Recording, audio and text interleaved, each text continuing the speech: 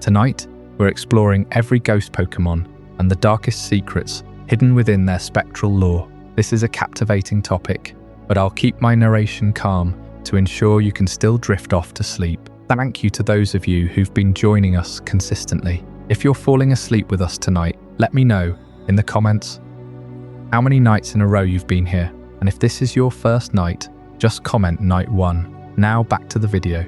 Imagine walking through a dense, fog-heavy forest at 3 in the morning. The air is unnaturally cold, a biting chill that seems to bypass your clothes and settle directly into your bones. You feel a gaze upon the back of your neck, but when you turn, there is only a shifting shadow that retreats into the hollow of an old dying tree. In the world of Pokémon, this isn't just a trick of the light or a product of an overactive imagination. It is a biological reality. For decades, we have caught these creatures in small metallic spheres, trained them for sport, and treated them as digital pets. But when you peel back the layers of colourful sprites and charming battle animations, you find a collection of entities that defy the very laws of biology and life itself. We call them ghost types. But that label is a sanitized mask for something far more harrowing. The mystery of the ghost type is perhaps the most profound enigma in the entire franchise. While a Charmander breathes fire through specialized internal organs, and a Squirtle utilizes high-pressure water sacs, a ghost Pokémon exists as a contradiction. They are manifestations of gas, spite, discarded objects, and most unsettlingly, the lingering consciousness of those who have passed away. They represent the thin, frayed veil between the world of the living and the eternal silence of the afterlife. To understand them is to look into a mirror that doesn't reflect your face, but rather your fears, your regrets, and the inevitability of your own end. Take a moment to consider the iconic silhouette of Gengar. To a casual observer, he is the smiling mascot of mischief, a purple prankster with a wide, toothy grin. But the lore suggests something much more predatory. Gengar does not just play tricks, it stalks. It waits in the corners of dark rooms, mimicking the shadow of its victim until the perfect moment to strike. It feeds on the very warmth of your soul, leaving behind a coldness that no fire can ever truly warm. Why does it do this? Is it a predator hunting for sustenance? Or is it a lonely spirit desperately trying to drag someone else into the darkness? It won't have to be alone anymore. This question of origin and intent follows every spectral spirit across the regions, from the dusty towers of Kanto to the ancient ruin-filled lands of Hisuian. Pokémon like Banette, a creature born from the pure, concentrated hatred of a discarded toy. It seeks the child who threw it away, driven by a singular, vengeful purpose. Yamask, wandering through desert ruins while clutching a golden mask that bears the likeness of its face from when it was human. It looks at the mask and cries, a haunting reminder that in this universe, death is not always a finality, but sometimes a transformation into something unrecognizable and tragic. The stakes of this exploration go beyond simple trivia. To understand ghost Pokémon is to understand the darker undercurrents of the Pokémon world. A world that is often presented as a utopia of friendship and growth. Beneath that surface lies a landscape of haunted shipwrecks, cursed sandcastles that consume the life force of passers-by, and balloons that attempt to carry children away to the underworld. There is a weight to this lore that shifts our perspective on what it means to be a trainer. Are we truly masters of these spirits, or are we simply walking alongside entities that could end us in a heart if they chose to stop playing the game? As we settle into the silence of the night, we are going to peel back these layers. We will look at the classic evolution lines that defined our childhood fears and move into the more modern, complex spirits that inhabit the newer regions. We will investigate the chilling theories that have persisted for decades, the strange connections between shadows and fairies, the tragic origins of forest spirits, and the terrifying implications of Pokémon that inhabit everyday objects. We are looking for the truth behind the flickering lights and the sudden drops in temperature. Why do some spirits choose to stay? Why do others seem intent on causing harm? And what does it say about the human condition that so many of these creatures are born from our own emotions, our own objects, and our own tragedies? The secrets we are about to uncover are not just about data points in a Pokédex.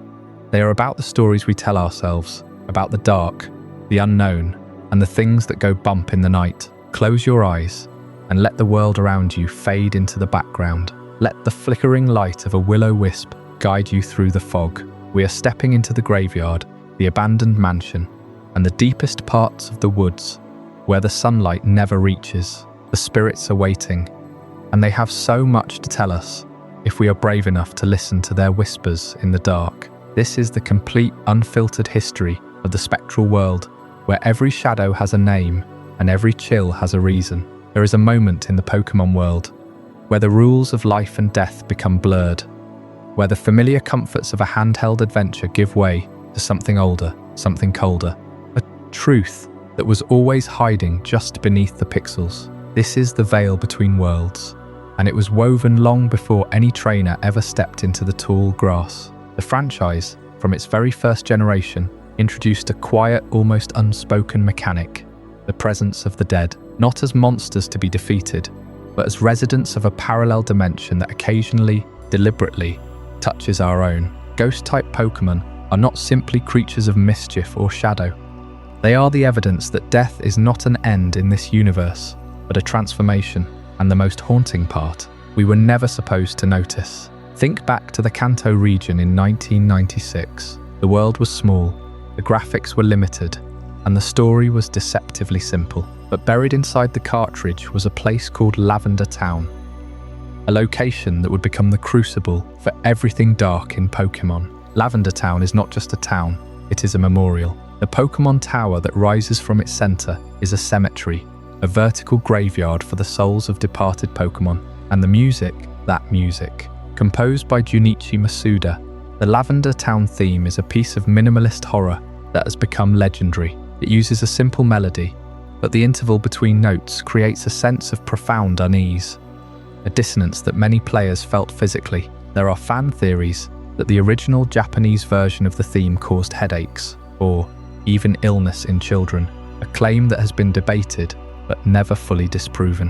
What is undeniable is that Lavender Town established the dark lore precedent for the entire franchise. It told players, without ever saying it aloud, that death is real in this world, and that the spirits of the departed remain. The Pokémon Tower is filled with trainers mourning their lost companions, and with ghost-type Pokémon that are not merely hostile, but sorrowful. Gastly, Haunter and Gengar appear here for the first time, and their presence is not random. They are the souls of the dead. Or perhaps they are something that feeds on the grief left behind. The game does not explain them. The Pokédex would later fill in details. But in that moment, all you had was a silhouette in the dark, a laugh that seemed to echo from nowhere, and the knowledge that you were walking through a space where the boundary between life and death was thin enough to touch. For young trainers in the Kanto region, this was a psychological baptism. You were likely a child when you first encountered a ghost type. You had been trained by the game to expect battles, to expect challenges, but not to expect loss. The ghost type forced you to confront the idea that your Pokémon were not invincible, that they could be taken, that the world had a dark side that the cheerful Professor Oak never mentioned. The psychological impact was subtle but profound. It taught fear but also empathy. The ghost types were not just enemies. They were victims too, trapped between worlds, unable to move on. And the only way to defeat them was to understand them, to use a Sylph scope to see the truth that was hidden. That scope, a device from the Sylph Co. headquarters, is itself a piece of spectral mechanics. It reveals the invisible, cuts through the veil, and forces the ghost to show its true form. In that moment, the game was telling you that the world is not what it seems, that there are layers of reality, and that death is not a wall, but a curtain. This spectral mechanic is the foundation of every ghost type that would follow, from the discarded dolls of Hoenn to the funerashes of Unova. The thin line between life and death is the thread that ties them all together. Gengar is perhaps the most famous example, a creature that lurks in shadows, that feeds on fear, and that some fans believe was once a human spirit. But Gengar's darkness is not unique. It is part of a larger pattern. The ghost types of the Pokémon world are born from loss, from abandonment, from the unfinished business of the dead.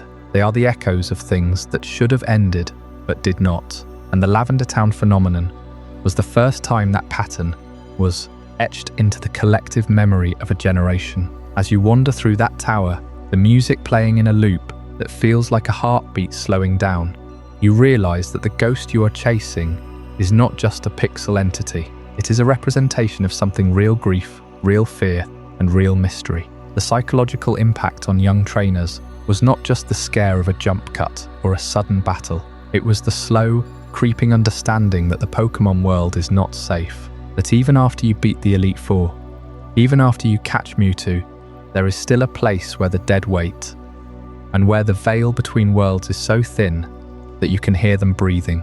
This is the origin of every dark secret in Ghost-type lore, and the first link in that chain, the creature that embodies the chemistry of death itself, is Gastly. But that is a story for the next moment, when we descend into the gas and the poison and the first whisper of what it means to be born from a tomb. We've crossed the veil with Lavender Town, where the very air hums with the frequency of grief. But now we must descend further, to a place where the boundary between life and death is not just thin, it is chemically reactive. The first ghost type ever encountered in the Pokédex is not a wraith of pure spirit, but a fusion of poison and memory. Gastly is not simply a ghost that exists, it is a substance, a poisonous sentient cloud of gas and spiritual residue, and understanding its composition reveals the first dark truth about the ghost type, that death can be inhaled. The Pokédex records that Gastly is 95% gas, with the remaining 5% being something else, something that defies material science. That small fraction is what gives it consciousness, what allows it to form a face, to leer, to whisper. But if you strip away that spiritual core, you are left with a lethal aerosol. In the early games, Gastly appears in places where human activity has decayed.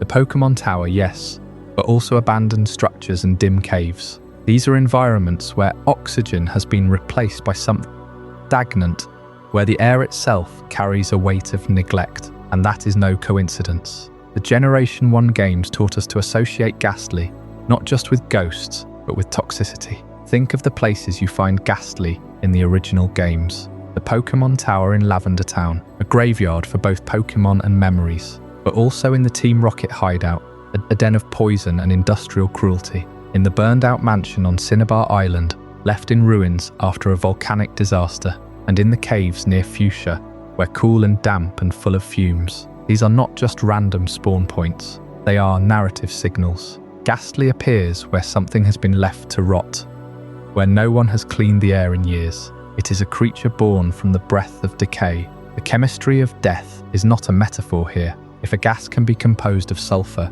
methane or carbon monoxide, it can be deadly. But Gastly is more than a poison. It is an intelligent poison. It can choose when to harm, when to terrify. And because its body is gas, it can accomplish what a solid creature cannot. It seeps through cracks under doors. It pours through ventilation shafts. It can surround you before you even see it. Gastly's 95% gas composition means that no wall, no lock, no armor can keep it out. Physical defenses are meaningless against something that can drift through a keyhole. There is a particular horror in that. Most weapons are designed to stop something solid, something that bleeds. But how do you fight air? How do you punch a cloud? Gastly embodies a unique form of terror, the fear of the invisible toxin, the silent killer. In the real world, carbon monoxide is odorless, colorless, and lethal. In the Pokémon world, Gastly is the same, except that it also has a face, a grin, a purpose. It chooses to haunt you. And that is where the spiritual 5% comes into play. The gas itself is not enough to make a monster. It is the residual human emotion trapped within the molecules that gives Gastly its malice. The abandoned places where Gastly appears are not just toxic, they are sorrowful. The burned mansion on Cinnabar holds memories of fire and loss. The Pokémon Tower holds grief. Team Rocket's hideout holds cruelty. Gastly is the physical manifestation of those emotional contaminants. It breathes in what we leave behind, and it breathes out fear. When a Gastly attacks, it doesn't need to touch you with claws. It touches you with its substance. The physical damage from its moves is secondary to the creeping dread it induces, because when you encounter a Gastly in the wild, the screen dim lighting and its spectral laugh, you are not just fighting a Pokémon, you are fighting the accumulated poison of a place that someone should have cleaned up long ago. This is why grass and ghost types are so different. They are bound to places, to memories, to the rot that humans and Pokémon leave behind. But Gastly is especially primal, because it attacks the most fundamental barrier between you and death, the air you breathe. Every breath you take in its presence is a gamble. Is this lungful of gas safe, or is it the last breath you will ever draw? The early games understood this instinctively. When you enter the Pokémon Tower, you are walking through layers of incense and decay, and Gastly materializes from the very atmosphere. It does not ambush you from a corner. It is there, already in the room, because it is the room. The air itself is the monster. So when we deconstruct Gastly, we find a creature that is less a ghost and more a cloud of possibility. It is the moment after a chemical spill when you realize you cannot leave. It is the breath you hold when you open a door to a sealed basement. It is the knowledge that some poisons are invisible until they are inside you. And yet Gastly is only the beginning. Its evolution into Haunter represents a terrifying escalation. From a gas that surrounds you to a something that reaches out with a touch. The chemistry of death becomes the caress of death. And what happens when a creature that can bypass all physical defenses decides to stop poisoning the air and start licking the soul? That is the next chapter. And it is one you may not want to hear too clearly. From the poisonous mists of Gastly, we now turn to something far more deliberate, far more predatory. If Gastly is the accident of death, a chemical reaction between toxic gas and lingering spiritual residue, then Haunter is the conscious will behind the haunting. This is the form that chooses to hunt. You see, evolution in the Gastly line is not merely a biological progression, it is a philosophical one. Gastly drifts. It is a cloud of potential, a ghost that has not yet fully realized its own malice. But Haunter has awakened, and with that awakening comes a terrifying clarity of purpose. Where Gastly is content to exist, say, poison the air and watch unsuspecting travelers grow weak, Haunter actively stalks. It has made the transition from a shapeless vapor to a semi-physical entity. And the most telling sign of this transformation, its hands. Those disembodied, floating claws are not just a design quirk. They are the very symbol of Haunter's predatory shift. Gastly has no limbs. It is all mist and malice, formless and reactive. But Haunter now has reach. It can touch you, and that touch is everything. Because Haunter's signature move is Lick. But do not let the childish name fool you. In the world of Pokémon lore, Lick is not a playful gesture. It is a method of inducing permanent paralysis. The Pokédex entries across multiple generations paint a consistent picture. Haunter licks its victims, and that lick drains life force, numbs the body, and leaves the victim frozen in terror. Some entries go further, suggesting that a victim of Haunter's life is truly sapped away with each touch. Imagine you are walking through a dark corridor. You have heard stories about this place. An old tower, maybe, or an abandoned mansion. You feel a cold draft, a sudden drop in temperature. Then out of the darkness, you see two gleaming eyes. But there is no body, just a pair of floating hands, reaching for you from the shadows. Before you can run, a long purple tongue extends, and it brushes against your skin. That is all it takes. Your muscles seize. Your voice catches in your throat. You are paralyzed, and Haunter is now free to feed. This is the terror of Haunter. It is not just a ghost that startles you and fades away. It is an ambush predator, one that uses its ethereal nature to get close, then strikes with a touch that leaves you utterly helpless. In the lore, there are no reports of victims recovering quickly. The paralysis is deep, almost like a curse lingering in the nervous system. Some Pokédex texts even hint that the life force taken by Haunter is used to sustain its own existence, a constant drain on the living. So how does this fit into Haunter's role in the greater ghost-type ecosystem? The answer lies in a moniker given in Generation 2, the Stalker of the Dark. In Pokémon Gold and Silver, the Pokédex entry says that Haunter lurks in the shadows, waiting for prey. In Ruby and Sapphire, it expands. It is said to be waiting in walls for unsuspecting victims. Haunter does not wander openly like Gastly. It hides, it waits, it listens. This is the crucial evolution in hunting strategy. A cloud of gas cannot hide in a wall, it is too diffuse. But Haunter, with its semi-solid form, can compress itself, slip into the narrowest cavities, and remain perfectly still. It can inhabit the space between the drywall and the studs, the hollow space behind your wardrobe, the ceiling tiles of a crumbling hotel, and there it waits, patient as death itself, until a living being passes by, and then the hands emerge. Those floating claws detach from the main body, extending outward as if they have a will of their own.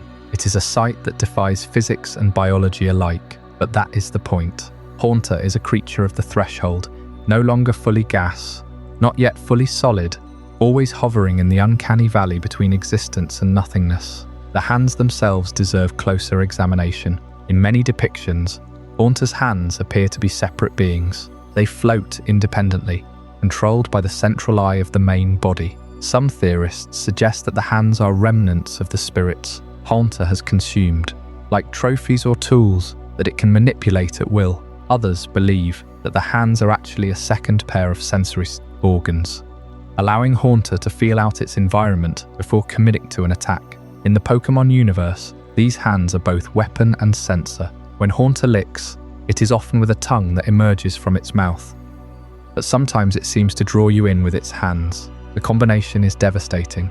The hands grab, the tongue paralyzes, and then the feeding begins. All of this happens in silence, because Haunter does not need to scream or wail to instill fear. Its presence alone is enough, and this brings us to the deeper implication of Haunter's existence. It is a ghost that has mastered the art of the ambush, but it is also a ghost that has also learned to enjoy the hunt. The Pokédex in Pokémon Y states, it hides in the dark, planning to take the life of its next victim. Notice the word planning.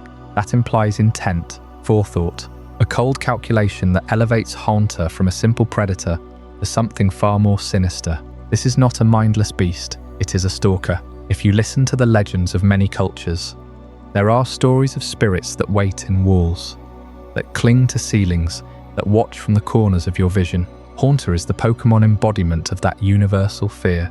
It is the thing you sense just behind you, the cold spot on the back of your neck, the faint whisper of breath where there should be no breath. And when it decides to act, you will not have time to scream. Yet there is one more layer to this darkness. Haunter is not merely a predator, it is also a liminal being.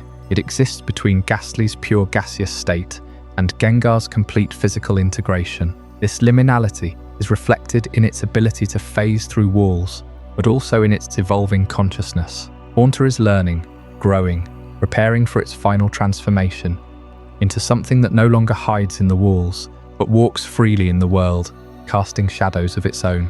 But before we reach that shadow, consider what Haunter's predatory nature tells us about the ghost-type lineage as a whole. These Pokémon are not accidental, they are driven by hunger, by the need to consume life force. Gastly can poison you by accident, but Haunter chooses to paralyze you, and when it chooses, you cannot escape. The architecture of fear in the Pokémon has been carefully designed.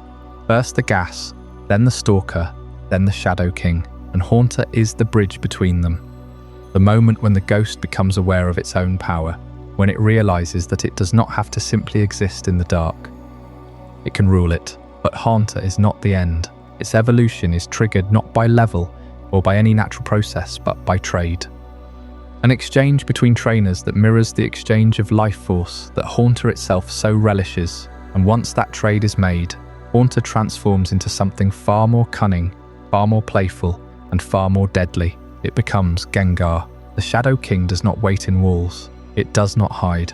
It emerges from your own shadow, laughing as it takes what it wants. And that is where our next chapter. A chapter that will reveal the truth behind the most iconic ghost of all, and the secrets it carries from the darkness it once called home. From Haunter's lethal caress, we move to the final form of this evolutionary line, Gengar, the Shadow King, the culmination of gas and ghost, of prank and predator, of fear and fascination. If Gastly is the whisper of death and Haunter the embrace, then Gengar is the grin that follows, a grin that knows exactly what it is doing. You see, Gengar marks a profound shift in behavior. Haunter was still very much a creature of instinct, a predator that stalked and struck with cold efficiency. But Gengar evolved beyond simple hunger. It developed something far more unsettling, a sense of malice wrapped in playfulness. The Pokédex entries across generations paint a consistent picture. Gengar lurks in shadows, waiting for moments of vulnerability. It delights in causing chills, in stealing the warmth from a room, in watching its victims shiver. This is not mere predation anymore. This is sport, and that sport has a name: shadow stalking. The chilling reality of Gengar's shadow stalking behavior is that it is not random. Gengar doesn't just happen to be in dark corners. It chooses them, it waits, it follows. Many entries describe how it will hide in the shadow of a traveller, matching their steps, breathing cold air down their neck, until the victim realises they are not alone. And the moment that realisation hits, the moment fear blooms, Gengar feeds. It absorbs that terror like a sponge. The more frightened you are, the stronger it becomes. This is a creature that has learned to farm its own food, to cultivate panic as a renewable resource. But there is a deeper layer here. Gengar's intelligence does not stop at strategy.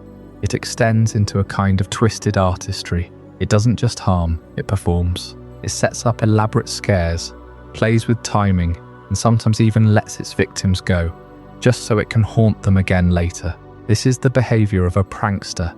Yes, but not a harmless one. This is a prankster with a god complex. Gengar knows it can kill. It chooses not to, most of the time, because the game is more interesting than the conclusion. It has become the Shadow King, not because it is the strongest ghost, though it is certainly formidable, but because it rules over the emotional landscape of fear itself. And that brings us to why Gengar is considered the definitive ghost type in all of Pokémon. No other ghost captures the essence of the type so completely. Ghost types are supposed to be eerie, elusive, and dangerous, but also mischievous and a little bit playful. Gengar hits every note. Its design is iconic. A round purple form with a wide toothy grin and red eyes that seem to glow in the dark. It is simultaneously cute and deeply unsettling. In the competitive meta, Gengar has dominated for decades. Its high speed and special attack made it a terror in Generation 1, and it has only grown from there. Mega Gengar, with its shadow tag ability, traps opponents and forces them to face a near-instant knockout. Gigantamax Gengar opens a mouth in the sky that devours everything in its path. In nearly every generation, Gengar has been a top-tier threat, often banned or restricted in various formats. It is not just a ghost, it is a benchmark. When players think of powerful ghost types, they think of Gengar first. But let's return to its nature. How did a simple predator like Haunter transform into a malicious prankster with a god complex? The answer may lie in the evolution process itself. Trading the method by which Haunter becomes Gengar is a moment of exchange. The Pokémon is sent away, transformed in transit, and returned. What if that journey through the trade system, through the digital network, through whatever liminal space connects trainers, changes the ghost's psyche? What if it gains a new understanding of connection and separation, of presence and absence? Gengar, after the trade, is no longer a simple hunter. It has seen the boundaries between worlds. It knows that shadows are not just where it hides, but where it rules. And it revels in that knowledge. This duality, the predator and the prankster, the king and the court jester, is what makes Gengar so endlessly fascinating. Its lore, its design, its competitive history all point to a single truth. Gengar is the ghost that defines what it means to be a ghost in the Pokémon world. And yet there is one more layer to peel back. One theory that has lingered for years, whispering from the shadows of the internet. It connects Gengar to something entirely unexpected, something that might explain its shape, its grin, its very existence. That theory, which we will explore in the next chapter, is known as the Clefable Shadow Theory, and it might just change everything you thought you knew about the Shadow King. We left Gengar as the Shadow King, a creature of malice and mischief, the definitive ghost type whose reign over darkness seems absolute. But if Gengar is the king of shadows, then we must ask where that shadow truly came from. Because in the world of Pokémon, nothing exists without a source, and every shadow must have a caster. This brings us to the most famous fan theory in all of Pokémon lore, a theory so persistent that it has become woven into the fabric of how we understand Generation 1 itself. It is the Clefable Shadow Theory, the idea that Gengar is not merely a ghost, but rather the detached shadow of Clefable, the moon Pokémon. At first glance, this sounds like a playful internet coincidence. Two round, pinkish creatures with similar stances and mischievous grins. But when you start comparing them, the evidence becomes eerie, almost deliberate. Let us look at the numbers. Clefable stands at 1.3 meters tall and weighs 40 kilograms. Gengar stands at 1.5 meters tall and weighs 40.5 kilograms. That is an almost identical mass, a difference of half a kilogram, barely more than a pound. Their heights differ by only 20 centimeters, a gap that could easily be accounted for by the way a shadow stretches or shrinks depending on the light. And then there are their silhouettes. In the original Generation 1 sprites, Clefable and Gengar share the same basic body shape: round torso, short legs, rounded head and those wide eyes. Clefable has wings, Gengar has spikes, but the underlying geometry is remarkably similar. Now consider the symbolism. Clefable is the moon Pokémon. It is associated with the night sky, with gentle light, with the kind of soft radiance that guides travelers home. Gengar is the moon casts a shadow, and that shadow is Gengar. What is a shadow if not the absence of light? Gengar is the dark mirror of the moon, the thing that lurks where moonlight cannot reach. In the Pokémon universe, Clefairy and Clefable are said to come from the moon itself, visitors from a celestial realm. Gengar, by contrast, is born from the shadows of this world. What if Gengar is not a separate species, but the leftover darkness that clung to Clefable when it arrived on Earth? What if every time a Clefable walks under the sun, it leaves its shadow behind a piece of its shadow, and that shadow eventually gains a will of its own, becoming Gengar? The theory gains more weight when you consider the behavior of both Pokémon. Clefable is playful, curious and drawn to human gatherings. It loves to sing and dance under moonlight. Gengar is also playful, but its play is twisted into pranks that terrify. It giggles in the dark. It mimics your footsteps. It waits for you to be alone. It is as if the same mischievous energy took a different path, one that embraced fear instead of joy. The duality is poetic. Clefable brings wonder from above. Gengar brings terror from below, dread from below. One is the moon, the other is the shadow the moon cannot escape. Now it must be said that this is not official canon. The Pokémon Company has never confirmed it, nor denied the connection, which leaves it in the perfect space for a fan theory to flourish. But what makes the Clefable shadow theory so powerful is not whether it is literally true. It is that it feels true. It resolves the symmetry in the early designs. It explains the weight and height similarities, and it gives Gengar a tragic origin. It becomes not just a monster, but a lost piece of something beautiful, a shadow that broke free and forgot its source. There are other theories, of course. Some fans point to the fact that Haunter's shape resembles a cartoon ghost, and that Gengar's round form could also match Voltorb or Cloyster from certain angles. But none of those have the same emotional resonance as the Clefable connection. The moon and shadow duality is deeply embedded in the franchise's design philosophy. Generation 1 was built on contrast. Fire and water, psychic and ghost, light, life and death. The moon and its shadow fit perfectly into that framework. So when you see Gengar standing in the dark, grinning with those sharp teeth, remember that it may have once been attached to something gentle. A shadow cannot exist without a body, light to cast it, and if that light is Clefable, then Gengar is forever tied to the night sky. And what happens when a shadow begins to remember its origin? When it starts to miss the light, but cannot return because it has become too dark. It becomes a ghost that not only haunts places, but also haunts itself. This leads us directly into the story of the one Pokémon who tried to escape its own shadow. A Gengar that found itself trapped in a far more personal conflict, one that would unfold not in the tall grass or the haunted towers, but in the heart of a base of a rescue team. A Gengar who would have to face what it means to be the antagonist. That is the story we will explore when we examine the role of a Gengar in the Mystery Dungeon series. And yet, for all the shadowy theories that surround Gengar, there is one canonical story, that gives us a glimpse into what it might truly mean for a spirit to carry the weight of a human past. In the world of Pokémon Mystery Dungeon, Gengar steps out of the shadows of speculation and into the role of a flesh and blood antagonist. But here is where the darkness deepens. This Gengar is not merely a ghost. He is a cursed human, trapped in the form of a Pokémon, and his story is one of betrayal, regret, and the slow, painful sting of redemption. In the Rescue Team series paints Gengar as the leader of Team Meanies, a trio of troublemakers who oppose the player's rescue team at every turn. At first glance, he is exactly what his Pokédex entries predict.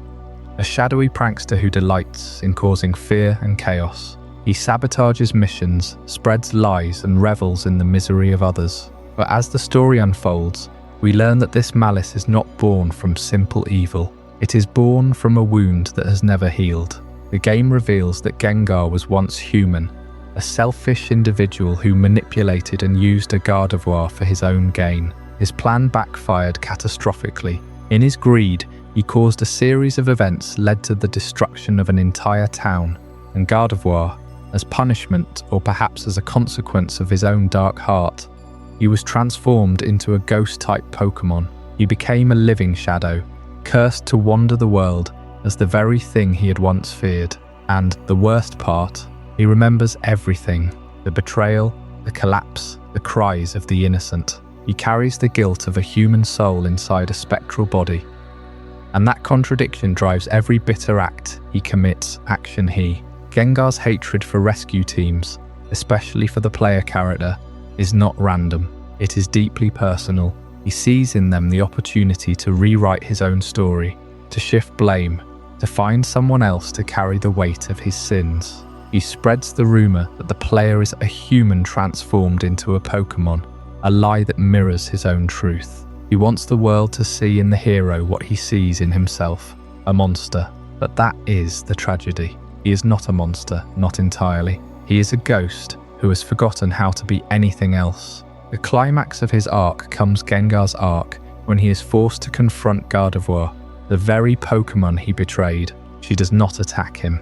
She does not scream. She looks at him with sorrow, not anger. And in that moment, Gengar's entire facade crumbles. The prankster falls away. The leader of Team Meanies vanishes. All that remains is a small, trembling shadow, desperate spirit, asking for forgiveness he does not believe he deserves. Gardevoir offers him that forgiveness. She understands that the darkness he carried was never his true self, but a prison he built out of guilt. This is the emotional weight behind Gengar's redemption. It is not an easy sudden turn to goodness. It is a slow, painful admission that he was wrong. He helps the player defeat the ultimate threat, a manifestation of planetary despair, and in doing so, he begins to earn back the trust he threw away so long ago. But the story of Gengar in Mystery Dungeon is not just the story of a villain. It is the story of what it means to be cursed by one's own actions and to find the courage to ask for a second chance, even when no one would blame the world for refusing. That is the hidden truth behind Gengar's broad, mischievous grin. Underneath the showmanship and the shadow tricks, there is a heart that knows loss, and that is what makes him the most compelling ghost type in the entire franchise. He reminds us that even the most haunting shadows are cast by something that once stood in the light, and now we must turn that light on another phantom, one that feeds not on guilt but on raw terror itself. Because not all ghosts linger from sorrow. Some grief are born from the sheer power of fear. That is where Misdreavus dwells, and the nature of her story secrets are even more unsettling than any shadow. Gengar's story in Mystery Dungeon revealed a ghost born from human selfishness, a soul twisted into shadow. It raises a disturbing question. If a ghost can be born from a human soul, what other kinds of spirits prowl this world? And what do they truly desire? The answer, it turns out, is not always life force, or revenge, or even completion of unfinished business. Sometimes they just want your fear. With Generation 2, the Pokémon world introduced its first pure ghost type. No poison running through its veins, no toxic gas forming its body, just pure spectral energy, untainted and absolute. And with this new type came a new kind of predation, not the physical stalking of Haunter or the poisonous haze of Gastly. This was psychological. This was a harvest, the feeding on fear itself. This is Misdreavus. Misdreavus is a small ethereal being, a tatter of a spirit with a mischievous, almost mocking grin. It floats silently through the old forests and abandoned towers of Yoto, watching, waiting. But its most defining feature is the necklace of bright red orbs that hangs around its neck. These beads are not just decorations. They are the organs of its feeding process. They are its stomach, its mouth, and its heart, all in one. According to its Pokédex entries, Misdreavus loves to play tricks. It loves to sneak up on people. It loves to let out a sudden blood-curdling scream and watch its victims freeze in pure terror. But this is not simple mischief. It is hungry. Every scream, every racing heartbeat, every cold shiver that runs down your spine is a meal for Misdreavus. It uses those red orbs to absorb the raw psychic energy created by pure, unadulterated terror. It pulls the fear right out of you, storing it in those glowing crimson spheres. It doesn't drain your life force. It drains your composure. It feeds on your panic. The more afraid you are, the brighter its orbs glow. The longer you tremble, the longer it feeds. This behavior is deeply rooted in folklore, specifically the myth of the Banshee. In Celtic legend, the Banshee is a spirit whose wailing scream is an omen of death. Some versions say the scream itself is what kills, or at least heralds the end. Misdreavus isn't an omen of death in the same literal sense, but it uses that same piercing cry to provoke the same deep, instinctual panic in its victims. It is the sound that triggers the most primal fear in the human psyche, the sound of something lost, something wrong, something that should not be. And in the world of Pokémon, that sound is the dinner bell. What makes Misdreavus so fascinating and so deeply unsettling is that it isn't necessarily evil in the way Gengar can be. Gengar has a god complex. Gengar enjoys the game of fear for the sport of it. Misdreavus is different. It is driven by a specific alien hunger. It needs your fear to survive. This makes it an amoral predator. It plays with its food, not out of cruelty, but because the game itself is the food. The longer it frightens you, the more it feeds. It doesn't want to kill you. A dead victim cannot feel fear. It wants you alive, trembling, and utterly spooked. It is a phantom that thrives on the electricity of your nervous system. It is as much a psychologist as it is a predator, because to truly feed, it must first understand what terrifies you most. When it evolves into Mismagius, this hunger matures into something more sophisticated. Mismagius no longer needs to scream to cause fear. It simply whispers, and curses fall upon the listener. It has moved from feeding on fear to it, weaving hexes that slowly drive its victims into madness. The fear becomes a chronic condition, a long meal that lasts for weeks. But Misdreavus is the purest form of this idea. It is the very embodiment of the primal fear of the dark, of the unknown, of the sound in the empty hallway. It is not a ghost born from a dead person. It is something else entirely. It is a ghost born from the very act of being afraid. It is fear given form, and it is always just behind you, wondering what will finally make you scream. But what happens when that playful fear feeding turns sour? What happens when the fear is not a game, but a weapon forged from pure cold hatred? What happens when the source of the fear is not a sudden scream, but the silent, suffocating knowledge that you have been thrown away, discarded like garbage? Fear is one thing. It is a renewable resource, a wave that crashes and recedes. But a grudge is different. A grudge is a fire that never goes out. And there is a Pokémon born entirely from that specific kind of pain, an abandoned soul that feeds not on your fear, but on its own eternal, burning resentment. Banette, the grudge of the discarded. We've seen how Misdreavus feeds on fear, pulling terror from its victims like a silent parasite. But fear is only one emotion that gives rise to ghost Pokémon. There is another, more specific feeling that lingers longer and cuts deeper than any fright. Resentment. And when that resentment takes root in something abandoned, something once loved and then discarded. The result is not just a ghost, but a curse made physical. This is the story of Shuppet and Banette, the grudge of the discarded. In the world of Pokémon, not all spirits are born from death. Some are born from betrayal. Shuppet, the first stage of this line, is a small black puppet-like creature with a single eye and a mouthful of sharp teeth. It appears in places where strong negative emotions have been left to fester. Its Pokédex entries describe it as being drawn to homes filled with jealousy, anger, or sadness. Shuppet feeds on these feelings, growing stronger as it absorbs the bitterness of its surroundings. But where does a Pokémon like Shuppet come from? The answer lies in its evolution, Banette, and the deep, painful origin that ties them both to a single childhood act of carelessness. Banette is not a creature that was born naturally. It was once a plush doll, a cherished toy given to a child. But that child grew older, or perhaps lost interest, and the doll was thrown away. Alone in the trash, forgotten, that doll began to absorb the resentment of being abandoned. Not just any resentment, the concentrated energy of a broken bond, of something once loved now unwanted. Over time, this cursed energy transformed the discarded toy into a living being. But unlike Shuppet, which is merely drawn to negative emotions, Banette is driven by a single, obsessive purpose: to find the child who threw it away and to curse them. This is the central horror of Banette's lore. Its Pokédex entries across multiple generations tell us that it was once a plush doll that became a Pokémon after being abandoned.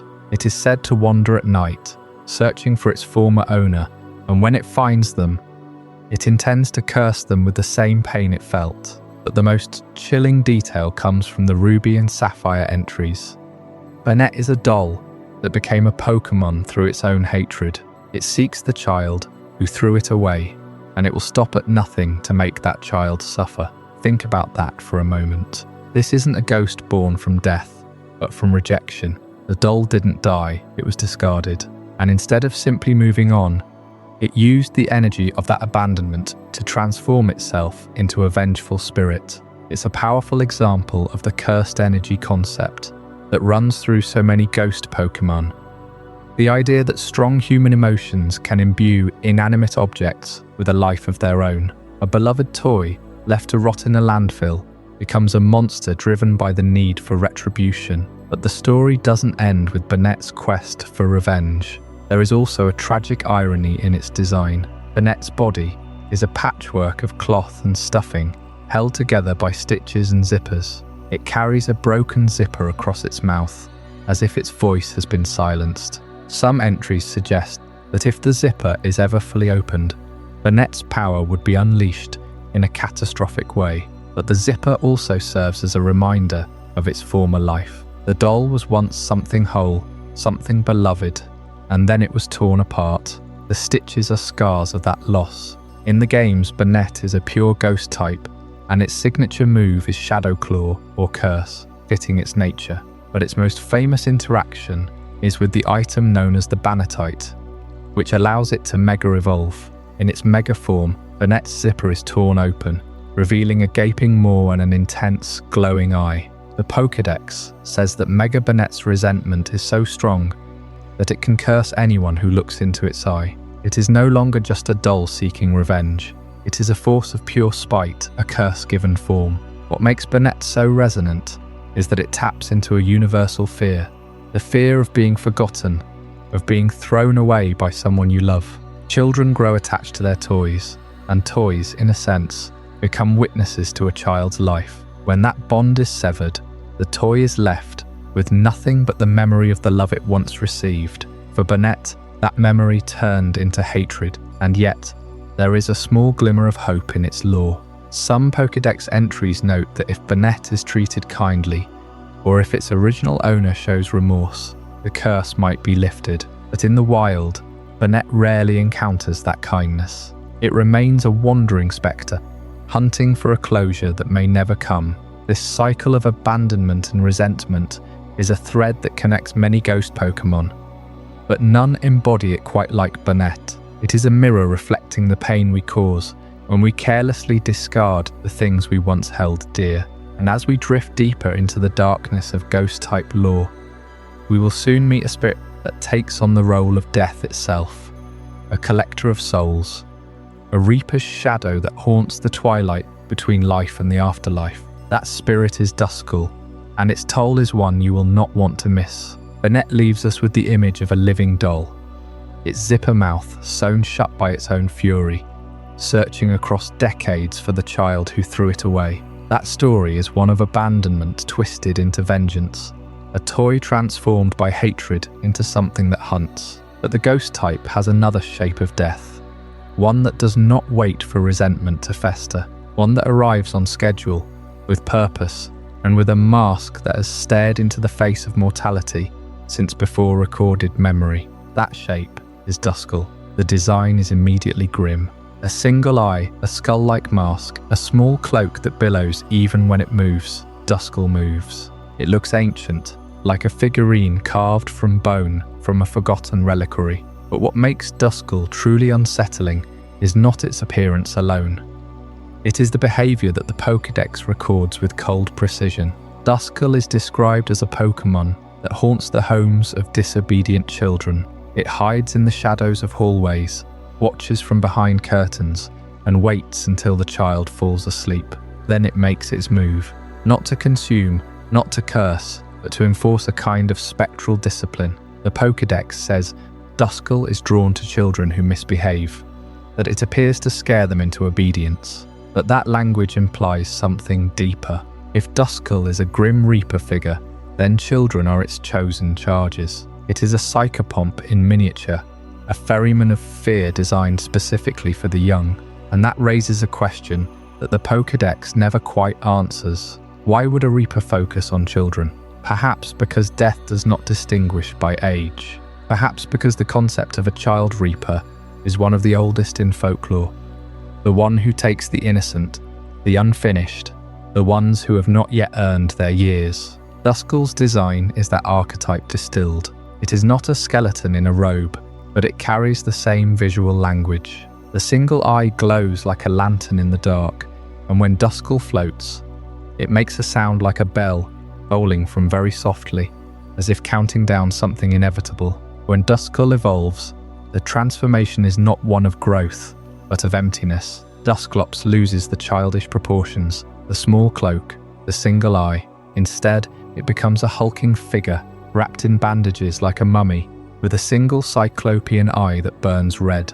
But the most terrifying detail is what lies inside its body. Dusclops is said to be hollow, entirely hollow.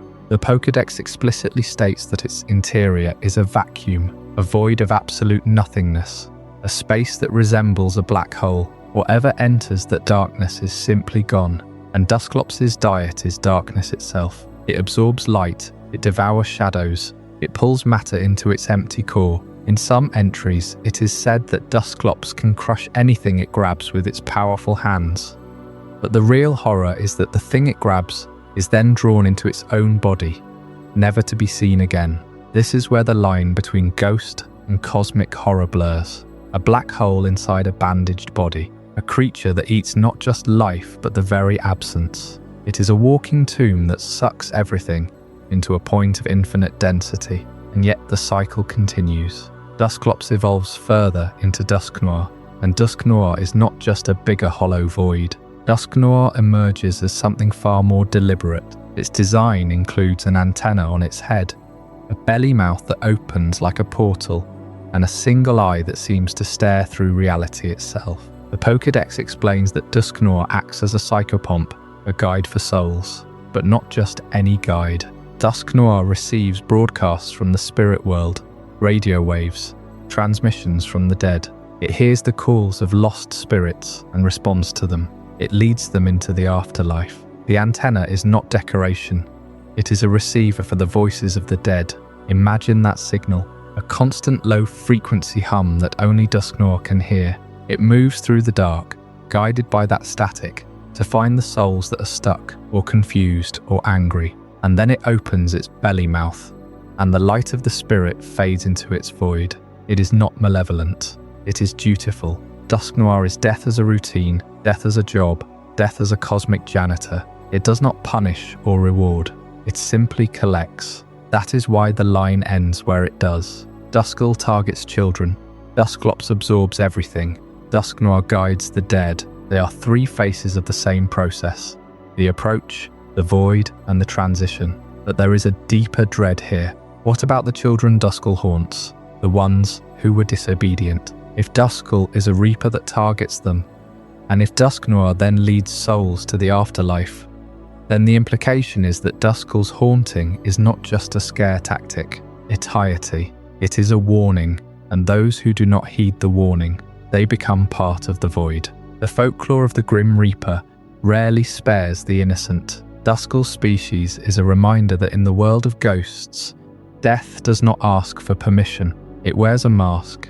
and it watches from the corner of the closet, waiting for the child to fall asleep. Up next, we will look at a ghost that does not wait for bedtime. A ghost that floats through the air like a balloon, with a string that seems to beckon. Its Pokédex entries contain one of the most disturbing implications in all of Pokémon lore. Next, Chapter 10. Drifloon the Child Snatcher. From the grim toll of a Reaper's toll and the void inside Dusclops, we drift now into something lighter, something deceptively innocent. A balloon, a child's plaything.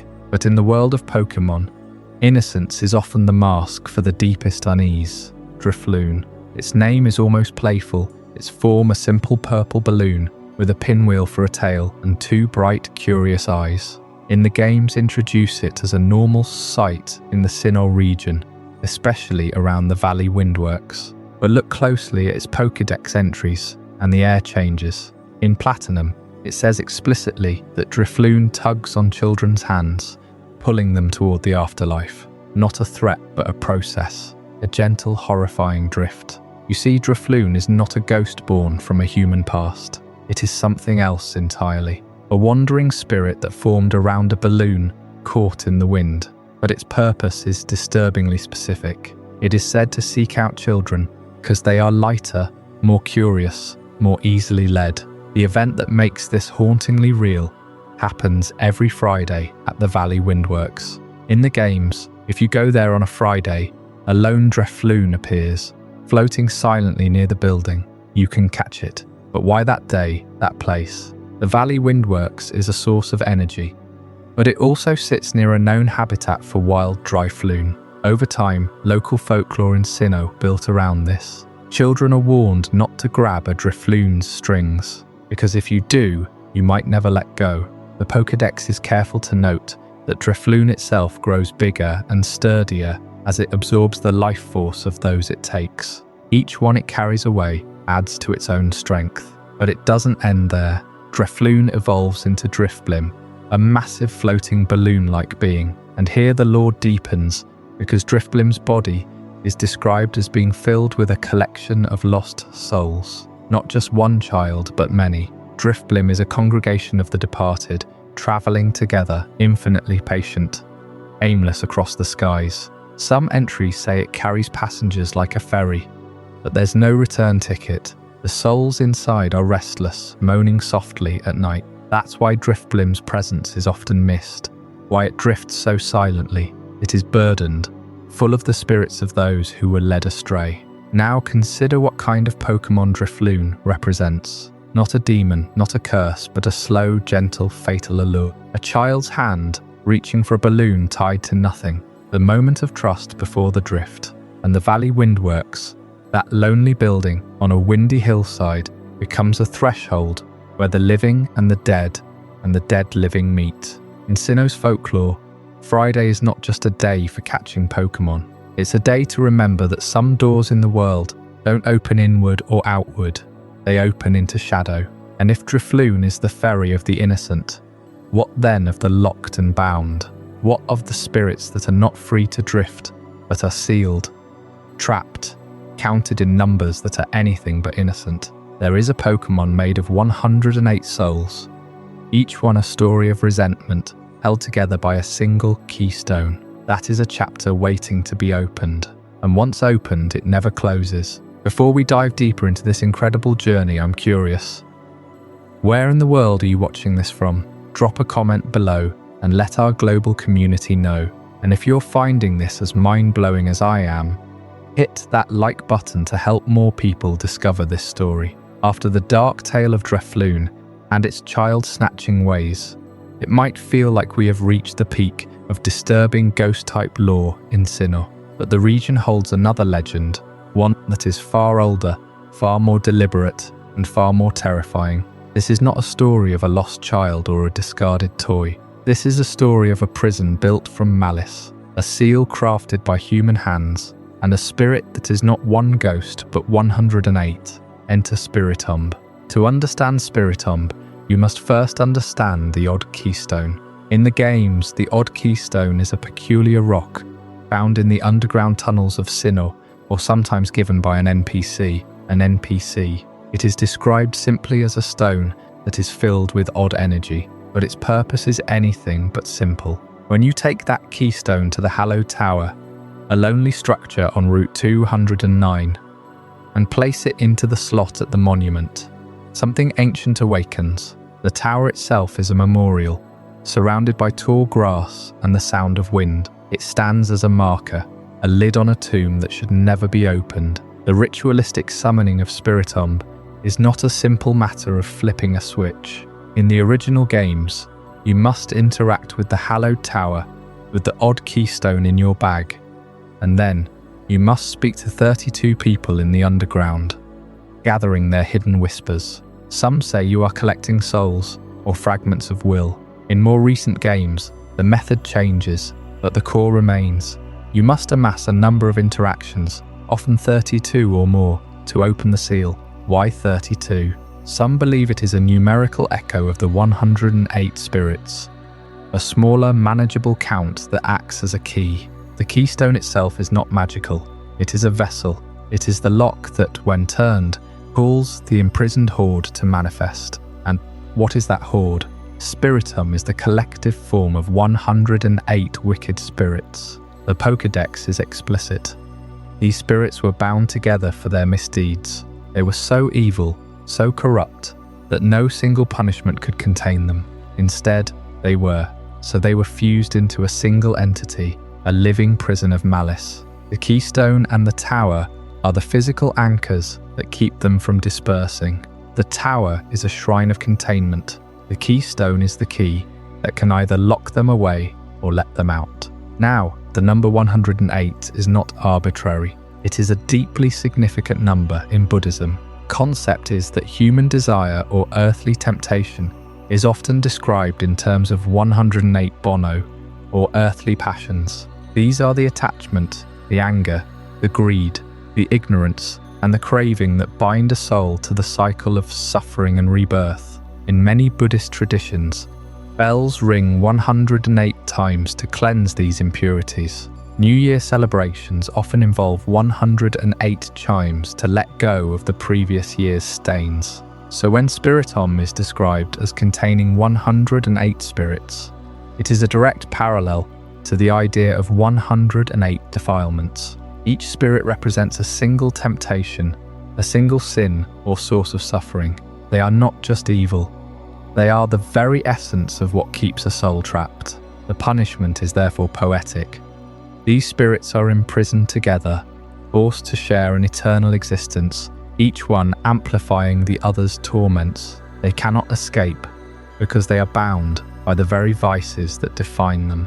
The Odd Keystone is not keystone, is the seal that holds this twisted fusion in check. When you summon Spiritomb, you are not just encountering a wild Pokémon, you are opening a door that was meant to stay shut. The Hallowed Tower is a mausoleum of sin, and Spiritomb is its restless resident. In some interpretations, Spiritomb's single eye is the only way the collective can perceive the world. It is a being of pure resentment, and its moveset reflects that, a ghost and dark type, with moves like Dark Pulse, Sucker Punch, and Shadow Ball. It feeds on the negativity of others. It whispers lies and temptations. The Pokédex even notes that Dex suggests it can speak to eerie effect, though it rarely bothers. It is content in its hatred, but there is another layer. In the anime and in certain game events, Spiritomb is shown to be summoned not just by the keystone, but by the desire of a human heart. It is often sought by those who wish for revenge or for power, but every time it is released, it brings only more suffering. The spirits inside are not allies, they are a mob of eternal grudges. So when you next see that odd structure on Route 209, or when you find an odd keystone in your exploration, remember what it really is. It is a covenant with 108 souls, each one a lesson in why temptation must be resisted and resisted. If you choose to disturb that seal, you are making a pact with a darkness that has had centuries to perfect its prison. Now, as the cold wind blows across the slopes of Mount Coronet, another story awaits, one woven with ice and sorrow. The spirit of a woman, lost to the blizzard, waits for her bridegroom at the top of a frozen mountain. Her name is always whispered in the snow, and her touch is eternal. That is the tale of Froslass and the frozen soul. We closed the last chapter with the binding of 108 wicked spirits, trapped forever in the odd keystone. That legend speaks to a collective punishment, a curse woven from many souls. But not all ghost Pokémon emerge from a multitude.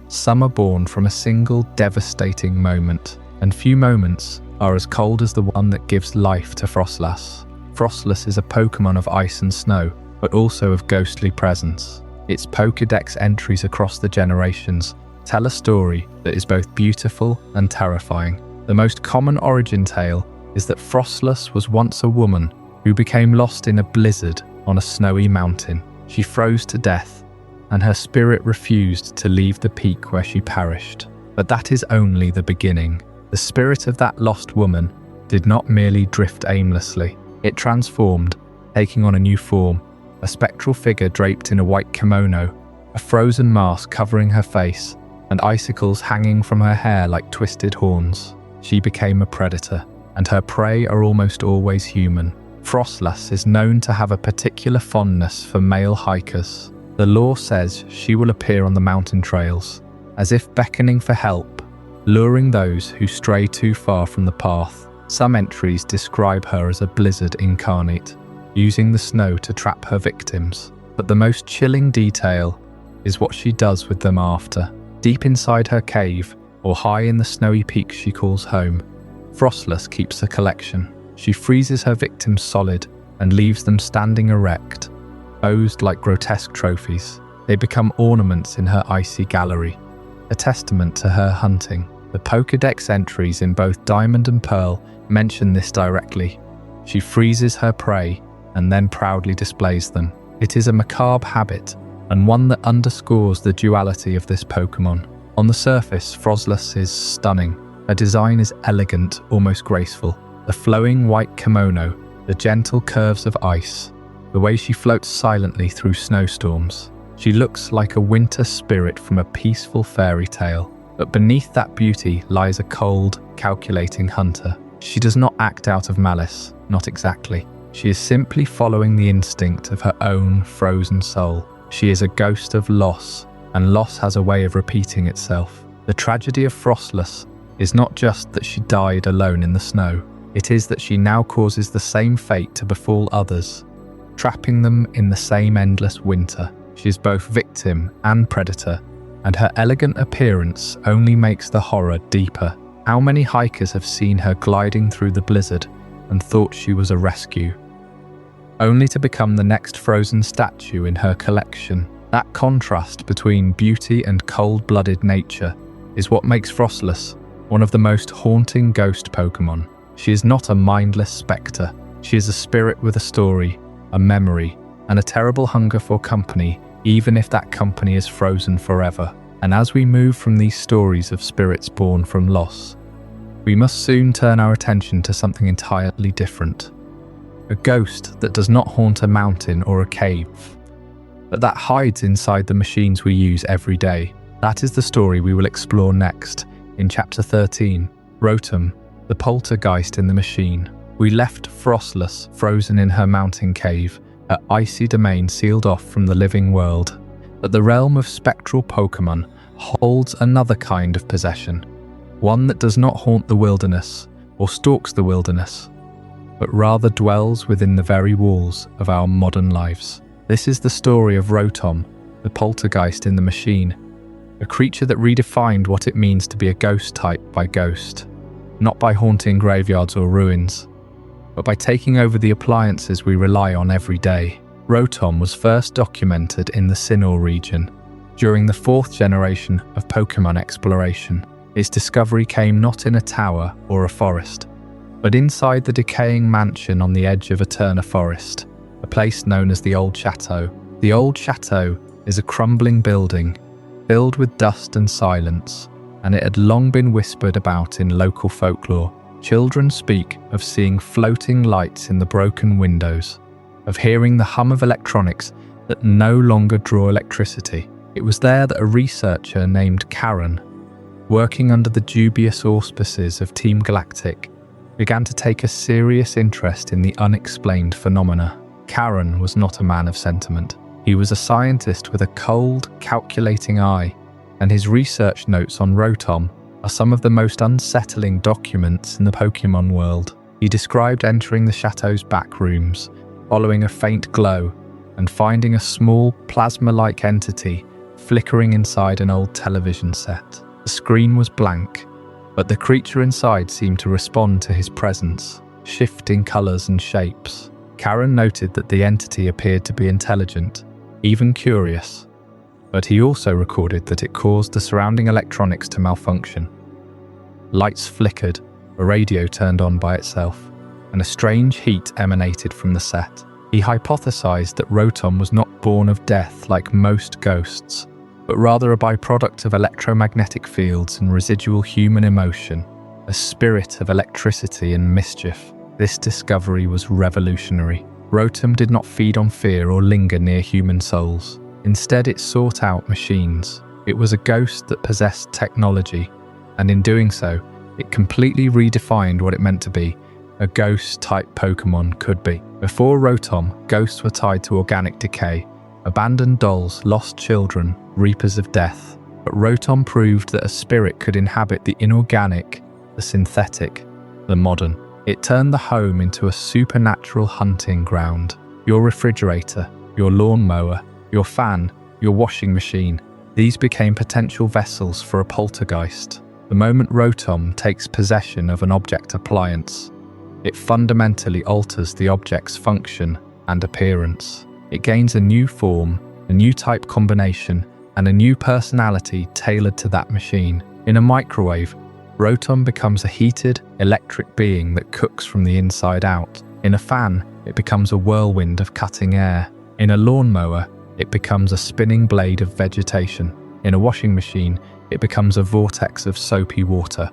In a refrigerator, it becomes an icy storage chest. Each form shows how deeply Rotom integrates with the object, reshaping its own body to match the device's purpose. This is possession on an intimate, total possession. But here is where the ethical implications begin to surface. Rotom is not simply a ghost that hides in a haunted TV. It is a being that can inhabit and control human infrastructure.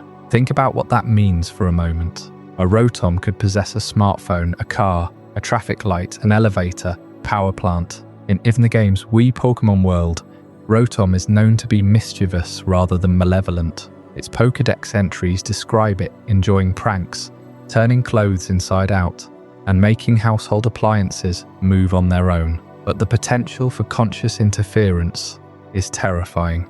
A Rotom could lock you in your own home, alter your thermostat to dangerous levels, or mess with safety equipment. It could disrupt communications, falsify data, or even manipulate a vehicle's steering. Karen's notes and the official research that followed revealed that Rotom does not merely inhabit a machine, but becomes part of its circuitry. It does not need a body of flesh and bone. It uses the device as its new skeleton, its nervous system, its voice. This raises profound, violates the boundary between natural and artificial.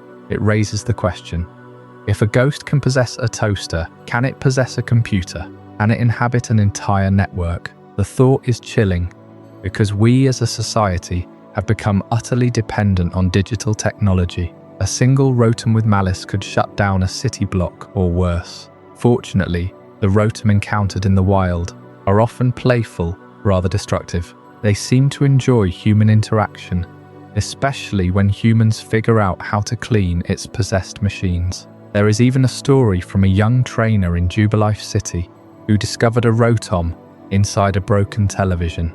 Instead of being afraid, the trainer learned to communicate with it by pressing the remote's buttons. The Rotom responded by changing the channels on its own, eventually leading the trainer to a hidden room in the chateau. This suggests a degree of cooperation, a desire for connection, but still, the ethical line remains blurred. Should we allow a wild spirit to freely control our appliances? Can we truly trust that every Rotom is benevolent? The phenomenon of Rotom also challenges the very definition of ghost. In many cultures, ghosts are remnants of consciousness that linger after death. Rotom seems to have no connection to a deceased human or animal. It is born from electrical fields and perhaps the collective energy of human emotion, fear, curiosity, wonder. In that sense, it is more like an elemental than a spirit. Yet the official classification remains ghost type because of its behavior. It moves invisibly, it can phase through solid matter, and it delights in scaring people. But instead of a haunted house, it haunts a household. And so we are left with a new kind of spectre, one that lives in our machines, that can hear us through microphones, that can watch us through cameras, that can hum along with our refrigerators. It is the Poltergeist that knocks not on walls, but on the screens of our televisions. It is a reminder that the spirit world is not bound to ancient places. It can adapt, evolve and move into the future alongside us. But as we step away from the hum of modern appliances, we must turn back to older, more grounded hauntings, where the ghosts wear the faces of the people they once were. The next chapter takes us to a region steeped in the sandy deserts of Unova, a creature that clutches a mask of human tragedy, Yamask and the human face. From the eerie hum of a possessed microwave to the silent, sorrowful weight of a mask that was once a face, we now turn to a Pokémon whose very existence is a monument to loss. Rotom blurred the line between ghost and machine, but Yamask erases the line between life and death altogether. This is a spirit that carries its own death mask, not as a costume, not as a relic, but as a memory of the human it used to be. Imagine the moment of death. The soul separates from the body. But in the world of Pokémon, that separation is not always clean. For Yamask, the transition leaves behind a physical trace of the person they once were. The mask is not a carving or a craft. It is the actual face preserved through some dark alchemy of spirit and sorrow. When you look at a Yamask, you are looking at a creature that has lost everything, yet is forced to carry the proof of that loss wherever it goes. Every step, every encounter, is a reminder of a life that is gone. The Pokédex entry from Pokémon Black says it plainly. Each of them carries a mask that used to be its face when it was human. Sometimes they look at it and cry. Those words are simple, but they crack open a universe of pain. This is not a ghost that haunts a house or a forest, a ghost that plays tricks. This is a ghost that grieves. It looks at the mask and it remembers. It remembers the way a smile felt, the way a voice sounded, the warmth of a hand, the taste of food, the feeling of being alive. And then it must continue forever, with that mask in its arms, a constant, silent scream of all that is gone. The act of crying is deeply human. It implies a consciousness capable of regret, of longing, of a kind of existential ache that goes beyond instinct. And yet, Yamask is a Pokémon. It can be captured, trained, and commanded. There is a profound dissonance here. The game's mechanics encourage us to treat it as a battle asset, to send it out against other creatures, to conduct evolutionary experiments, to make it fight and evolve. But the lore tells us that this creature is a soul in mourning. We are, in a sense, commanding a funeral procession, and the evolution only deepens the horror. When Yamask evolves into Cofagrigus, it undergoes a transformation that seems to swallow the last vestiges of humanity. The mask is discarded, and the body becomes an ornate sarcophagus, a golden coffin of ancient design.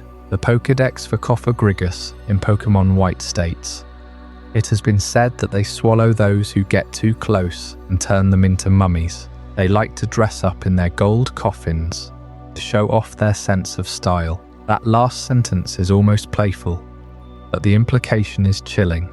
The ghost that was once a person is now a pea, a devourer of other living humans. It does not just mourn its own death, it now causes death in others. The legend attached to Clefable speaks of grave robbers, those ancient thieves who disturbed the tombs of the dead, seeking treasure, stumbled upon something far worse. The golden sarcophagus fooled them, of course. They reached out to claim the shiny prize, and the mummification began. Stoet swallowed them whole, turning their bodies into new mummies, preserving them forever as objects in a tomb that is itself alive. This is a creature that punishes desecration with literal reaction to the violation of the sacred. It is the guardian of the grave, but not a guardian in the sense of a protector. It is the grave itself, hungry and patient. There is a recurring thread in ghost-type lore that touches on memory and loss. Spiritomb is bound by the souls of 108 wicked spirits, trapped together as punishment. But Yamask is not wicked. It did not commit a sin. It simply died, and then it returned, carrying the face it wore when it lived. The tragedy is not in the crime, it is in the existence. It is forced to exist in a state of perpetual remembrance, without the comfort of forgetting. Every time it looks at that mask, it sees its own reflection from a past life, and it cries. That is not a curse laid upon it by others. It is the curse of being aware. In the anime, we have seen Yamask portrayed as melancholic, often clutching its mask protectively. In one episode, a Yamask seemed to be searching for something, and it was only when it found a grave marker that it found peace, if only for a moment. That suggests that the mask holds not just the face, but also the memory of a name, a place, a person it once loved. Yamask is a wandering ghost, but it carries its home with it, and that home is a death mask. And so we come to the most unsettling question. When you catch a Yamask, when you add it to your team, what are you really doing? Are you helping a soul find new purpose? Or are you dragging a mourner away from the only connection they have to their past? The creature's mask is not a tool, it is a gravestone. And yet, like so many ghost types, Yamask persists. It does not fade away. It becomes Poltergeist, and it becomes a predator.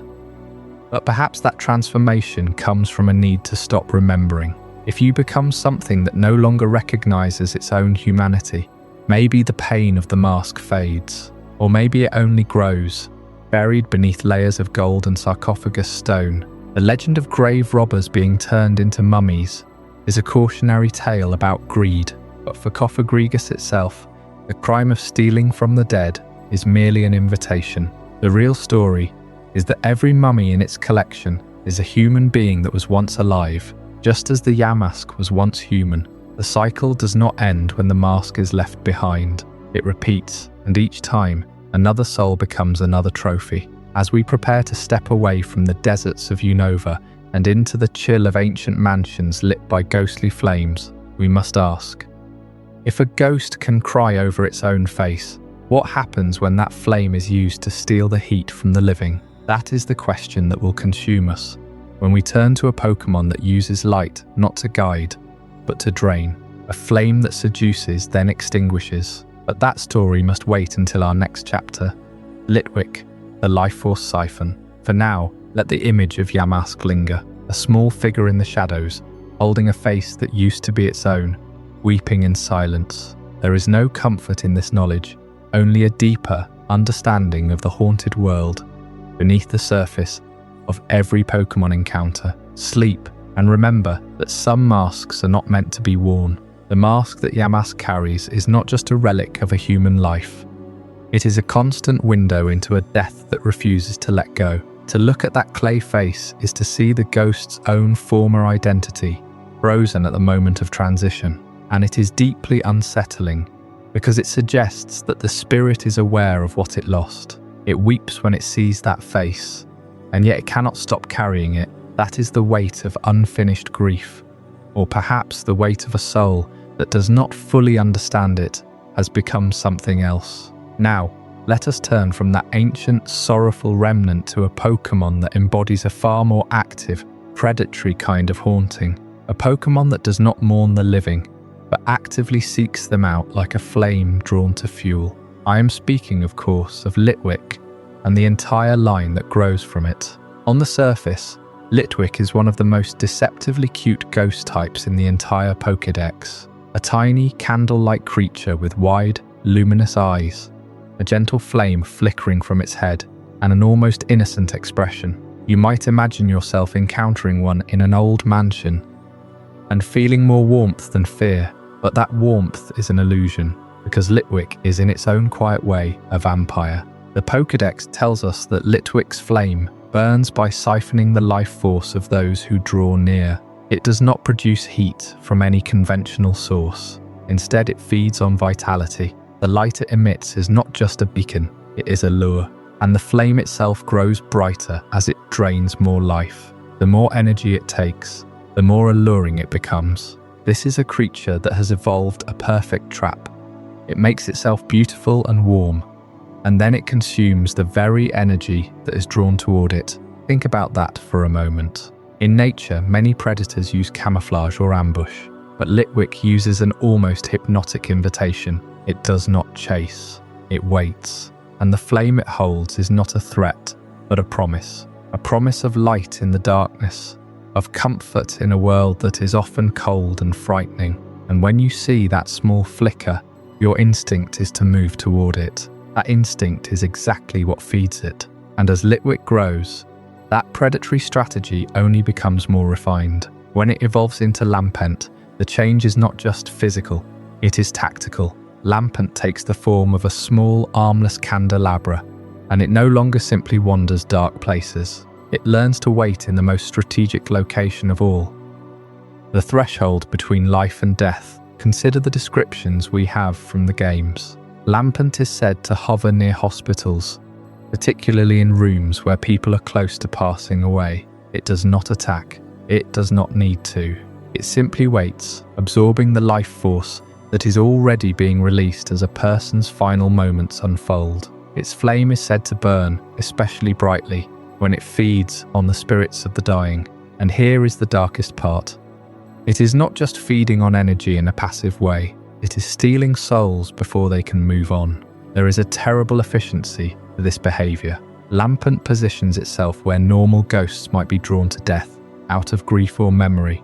Lampent is drawn to it as a Reese. It is a scavenger of the spirit world, but it is not content with what is already fallen. It waits until the moment of vulnerability, the moment when a soul is about to leave the body, and then it takes that soul for itself. It consumes the very essence of a person, not as a flicker of energy, but as a complete conscious being. And where does that soul go? That is the final, horrifying answer that Chandelure provides. Chandelure is elegant. It is a massive, ornate chandelier with swirling purple flames, often described as mesmerizingly beautiful. But that beauty is the final stage of the trap. Chandelure's flame is said to burn the very spirit of its victim. Not just drain it, not just absorb it, burn it. The Pokédex entries describe how it wickedly burns the spirits of those it has trapped, leaving the physical bodies behind as empty, lifeless husks. Think about the implications. When Lampent steals a soul, it does not simply store it. It passes that soul upward to Chandelure, which then destroys it, and leaves nothing behind but an empty vessel. The person is gone, not just in body but in spirit, completely erased. If there is any chance of an afterlife, Chandelure extinguishes it, and it does so without malice, without emotion. It is simply what it does. This is the hidden truth behind the Litwick line. They are not ghosts in the traditional sense. They are not remnants of the dead. They are agents of death itself. They are vampiric spirits that use cuteness and elegance as camouflage, that stalk the dying as a wolf stalks a wounded deer, and that ultimately unmake the soul entirely. And yet, because they are Pokémon, they are captured, trained, and even loved. Think of how strange that is. We carry these creatures in Pokéballs, we call them partners, and we send them into battle against other Pokémon, but their nature remains unchanged. Every time a Litwick lights up a dim room, it is feeding. Every time a Lampent hovers near a city hospital, it is hunting, and every time a Chandelure that appears in a league battle carries within it the burned remnants of countless souls. There is a reason the Pokédex entries about this line are some of the most consistently dark in the entire franchise. They never shy away from what these Pokémon truly are. And I think that is because they force us to confront an uncomfortable truth about the world of Pokémon. That not all creatures are born from love, or nature, or evolution in the way we like to imagine. Some are born from the raw mechanics of life and death, and they operate outside any moral framework we might try to impose. So the next time you see a tiny candle floating in the dark, remember, it is not asking for warmth, it is taking it. And from that image of fire-consuming spirit, we move to a very different kind of darkness. One rooted in the forest, in the anger of trees, and in the revenge of a nature that has been wronged. In our next chapter, we explore Trevenant and the forest's revenge. A spirit that does not siphon life, but punishes those who take it without permission. A guardian that turns the lumberjack's axe against him. And a story that will make you think twice before you ever break a branch off a tree. We ended the last chapter with Litwick's deceptive flame, drawing life force from the living, and loitering at hospitals to claim souls as they depart. That image of a gentle, flickering light, hiding something vampiric, lingers in the mind. But the forest holds its own kind of ghost, one that does not merely siphon energy from the fleeting warmth of human life. It remembers, it waits, and when the forest is threatened, it does not just take your life, it takes your freedom. Deep within the Carlos region, where ancient trees grow so thick that sunlight barely touches the earth, a peculiar kind of haunting unfolds. This is not the haunting of abandoned buildings or forgotten graveyards. This is the story of two species bound together, Phantump and Trevenant. They are not born from grief left behind in a house, or a curse whispered into an object. They are born from loss, yes, but a loss that is intimately tied to the woods themselves. Let us begin with the smallest of them, the tiny stump Pokémon, Phantump. According to the Pokédex, Phantump is said to be the spirit of a child who died while lost in the forest. A child wandering those endless trees, calling out for help, until the cold and the dark and the loneliness took them. And then, something strange happened. Their spirit did not ascend. It did not vanish. It became part of the very environment that claimed them. Their soul attached itself to a rotting stump, and from that stump, a new Pokémon emerged. Phantump is not a ghost that found a stump to inhabit. It is the literal remnant of a child who never found their way home. You can see it in the design. Phantump looks like a tiny wooden stump, but with two large glowing eyes and a mouth is just a little too wide. Its movements are hesitant, almost lost, and there is a sadness in the way it wanders the forest floor, often appearing near old, fallen logs. The Pokédex even suggests that Phantump will imitate the voice of a child crying, calling out for friends or parents, luring humans deeper into the woods. Is it a cry for help, or is it a trap? Perhaps it is both. The spirit of that child may still be trying to find someone else who will stay lost with them. So they are not alone. But Phantump is not the final form. When it evolves, the sorrow of the lost child transforms into something far more dangerous. Trevenant is the forest guardian, and it does not guard with kindness. It guards with violence. Imagine an ancient gnarled tree that can move, its roots like grasping fingers, its branches like arms. Trevenant is enormous, a dark green and brown mass with a weeping mouth and eyes that glow red. It looks like a walking, sentient tree that has seen too many humans come with axes and fire, and its purpose is revenge. Trevenant is said to be a fierce protector of the forest. It will attack anyone who dares to harm a single tree within its domain. But more disturbing than that, it will trap humans who wander too far. The roots of Trevenant are like living ropes that snake out from beneath the earth, wrapping around the ankles of intruders, pulling them down into the soil. Once caught, you cannot escape. The forest absorbs you. You become part of the very ground that fed the trees. There is no burial, no funeral. You simply become nourishment, for the moss and roots that Trevenant watches over. Some legends say that Trevenant can control the entire forest, not just its own body. It can command the smaller trees to block paths. It can alter the wind to carry sounds of weeping that disorient travellers. And it can create artificial clearings that lead nowhere, trapping humans in a maze of green that never ends. If you are lost in a forest where Trevenant lives, you will never leave. The only mercy is that you may not die of starvation or exposure. You will simply be held slowly by the roots until you fade into the earth. But that is not mercy. That is a slow, quiet consumption. And yet, there is a strange beauty in this relationship.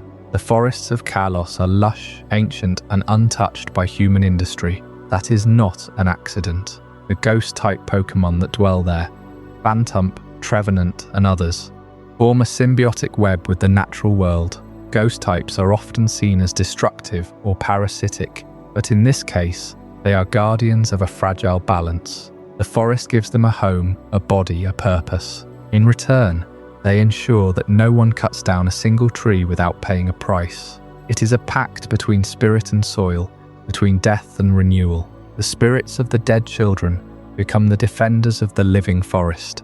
Their tragedy turned into a weapon against those who would exploit the land. This symbiosis is not unique to Bantump and Trevenant. Throughout Kalos, you find other ghost types that interact with nature in subtle ways. Pumpkaboo and Gourgeist, for example, are tied to the harvest and the decay of autumn. But Trevenant is perhaps the most overt example of a ghost type acting as an ecosystem guardian. It is not malicious without reason. It does not hunt humans for sport. It hunts them for conservation. It is a tree that remembers every axe swung against its kin, and it will not forgive. And so, next time you walk through a deep, dark forest, listen carefully. If you hear a child's cry that sounds like it is coming from a stump, do not follow it. If you see a tree with roots that seem to twitch and reach, turn back, because some ghosts do not haunt houses. They haunt the woods that were there before you were born, and they will be there long after you are gone. And speaking of things that should not be touched, there is another haunted object whose origins are even more. A cursed blade that latches onto the hand of its wielder and drains them from the inside. That is the story of Honedge, the soul-sucking sword. From the haunted forests where Bantump wander as the echoes of lost children, we now turn our gaze to an older kind of ghost, one forged not from flesh and grief, but from iron and bloodlust. The Pokémon world is no stranger to warfare. Long before trainers battled in stadiums, before the League's gentle rules, there were wars, real wars. Kingdoms rose and fell, armies clashed on ancient fields, and the dead did not always stay buried. Among the relics of those conflicts, one weapon stands apart, a simple sword, its blade gleaming with a faint, eerie light. Any soldier who found it thought it a prize, a lucky charm. But they soon learned that some blades are not meant to be wielded. Some blades are the ones doing the wielding. This is the story of Honedge, the sword Pokémon, and its evolution into Doublade and Aegislash. A story of possession, of life force, drained through a grip that should never have been taken. It begins not with a birth, but with a binding. According to the Pokédex, Honedge is created when the spirit of a deceased warrior inhabits the blade of an ancient sword. The weapon becomes the vessel, and the spirit becomes the will. But this is no mere haunting. The spirit does not simply reside in the sword. It becomes the sword. Every scratch, every notch, every inch of its steel is now part of the ghost's identity, and the ghost remembers combat, remembers the hunger for victory, and most of all, remembers what it feels like to drain the life of an enemy. But here is the twist. Honedge does not wait for battle to feed. It drains the life force of anyone foolish enough to grasp its hilt. The Pokédex states it explicitly, that if you grab the hilt of a Honedge, it will start to drain your energy. The more you hold on, the weaker you become until you're a hollow shell. If you survive at all, this is not a curse of spite retribution born from the sword's own resentment. The spirit inside Honedge has been dead for centuries. It does not understand that the world has changed, that there are no more wars to fight, All it knows is the blade, the hilt, and the instinct to drink the warmth of the living. The blue cloth tied around its hilt is not a decoration. It is the remnant of the warrior who once carried the sword into battle. And it is said that the cloth absorbs the life energy. Honedge takes making the sword stronger, more connected to the world it now hunts. But Honedge is not the end. When the spirit has grown powerful enough, when it has drained enough life, the sword splits, not by breaking, but by dividing itself into two separate blades. This is Doughblade, the dual sword evolution. At first glance, two swords might seem even more dangerous, twice as dangerous, and they are, but the deeper lore reveals something more unsettling. In Doughblade, the spirit has learned to control two bodies. At once it is a single consciousness, inhabiting two swords, moving them with perfect synchronization, as if they were one. The Pokédex describes Doughblade as having a fierce intelligence, and it will not allow anyone to touch either of its blades. The original spirit has grown cunning and territorial. It has learned that the living are prey, that it must protect itself to survive. Yet even this form is not the final stage. The spirit craves dominion, not just survival. When a Doughblade becomes Aegislash, the transformation is profound. The two blades fuse with a shield that appears to be an actual piece of ancient armor, perhaps from the very kingdom the warrior once served. Aegislash is no longer a simple possessed weapon, it is a king-making spectral entity. The Pokédex tells us that Aegislash has been known to accompany kings into battle, and that those who are worthy of wielding it become great rulers. But the phrase worthy is deceptive. Does Aegislash choose a king because of their virtue, or does it corrupt them into a king?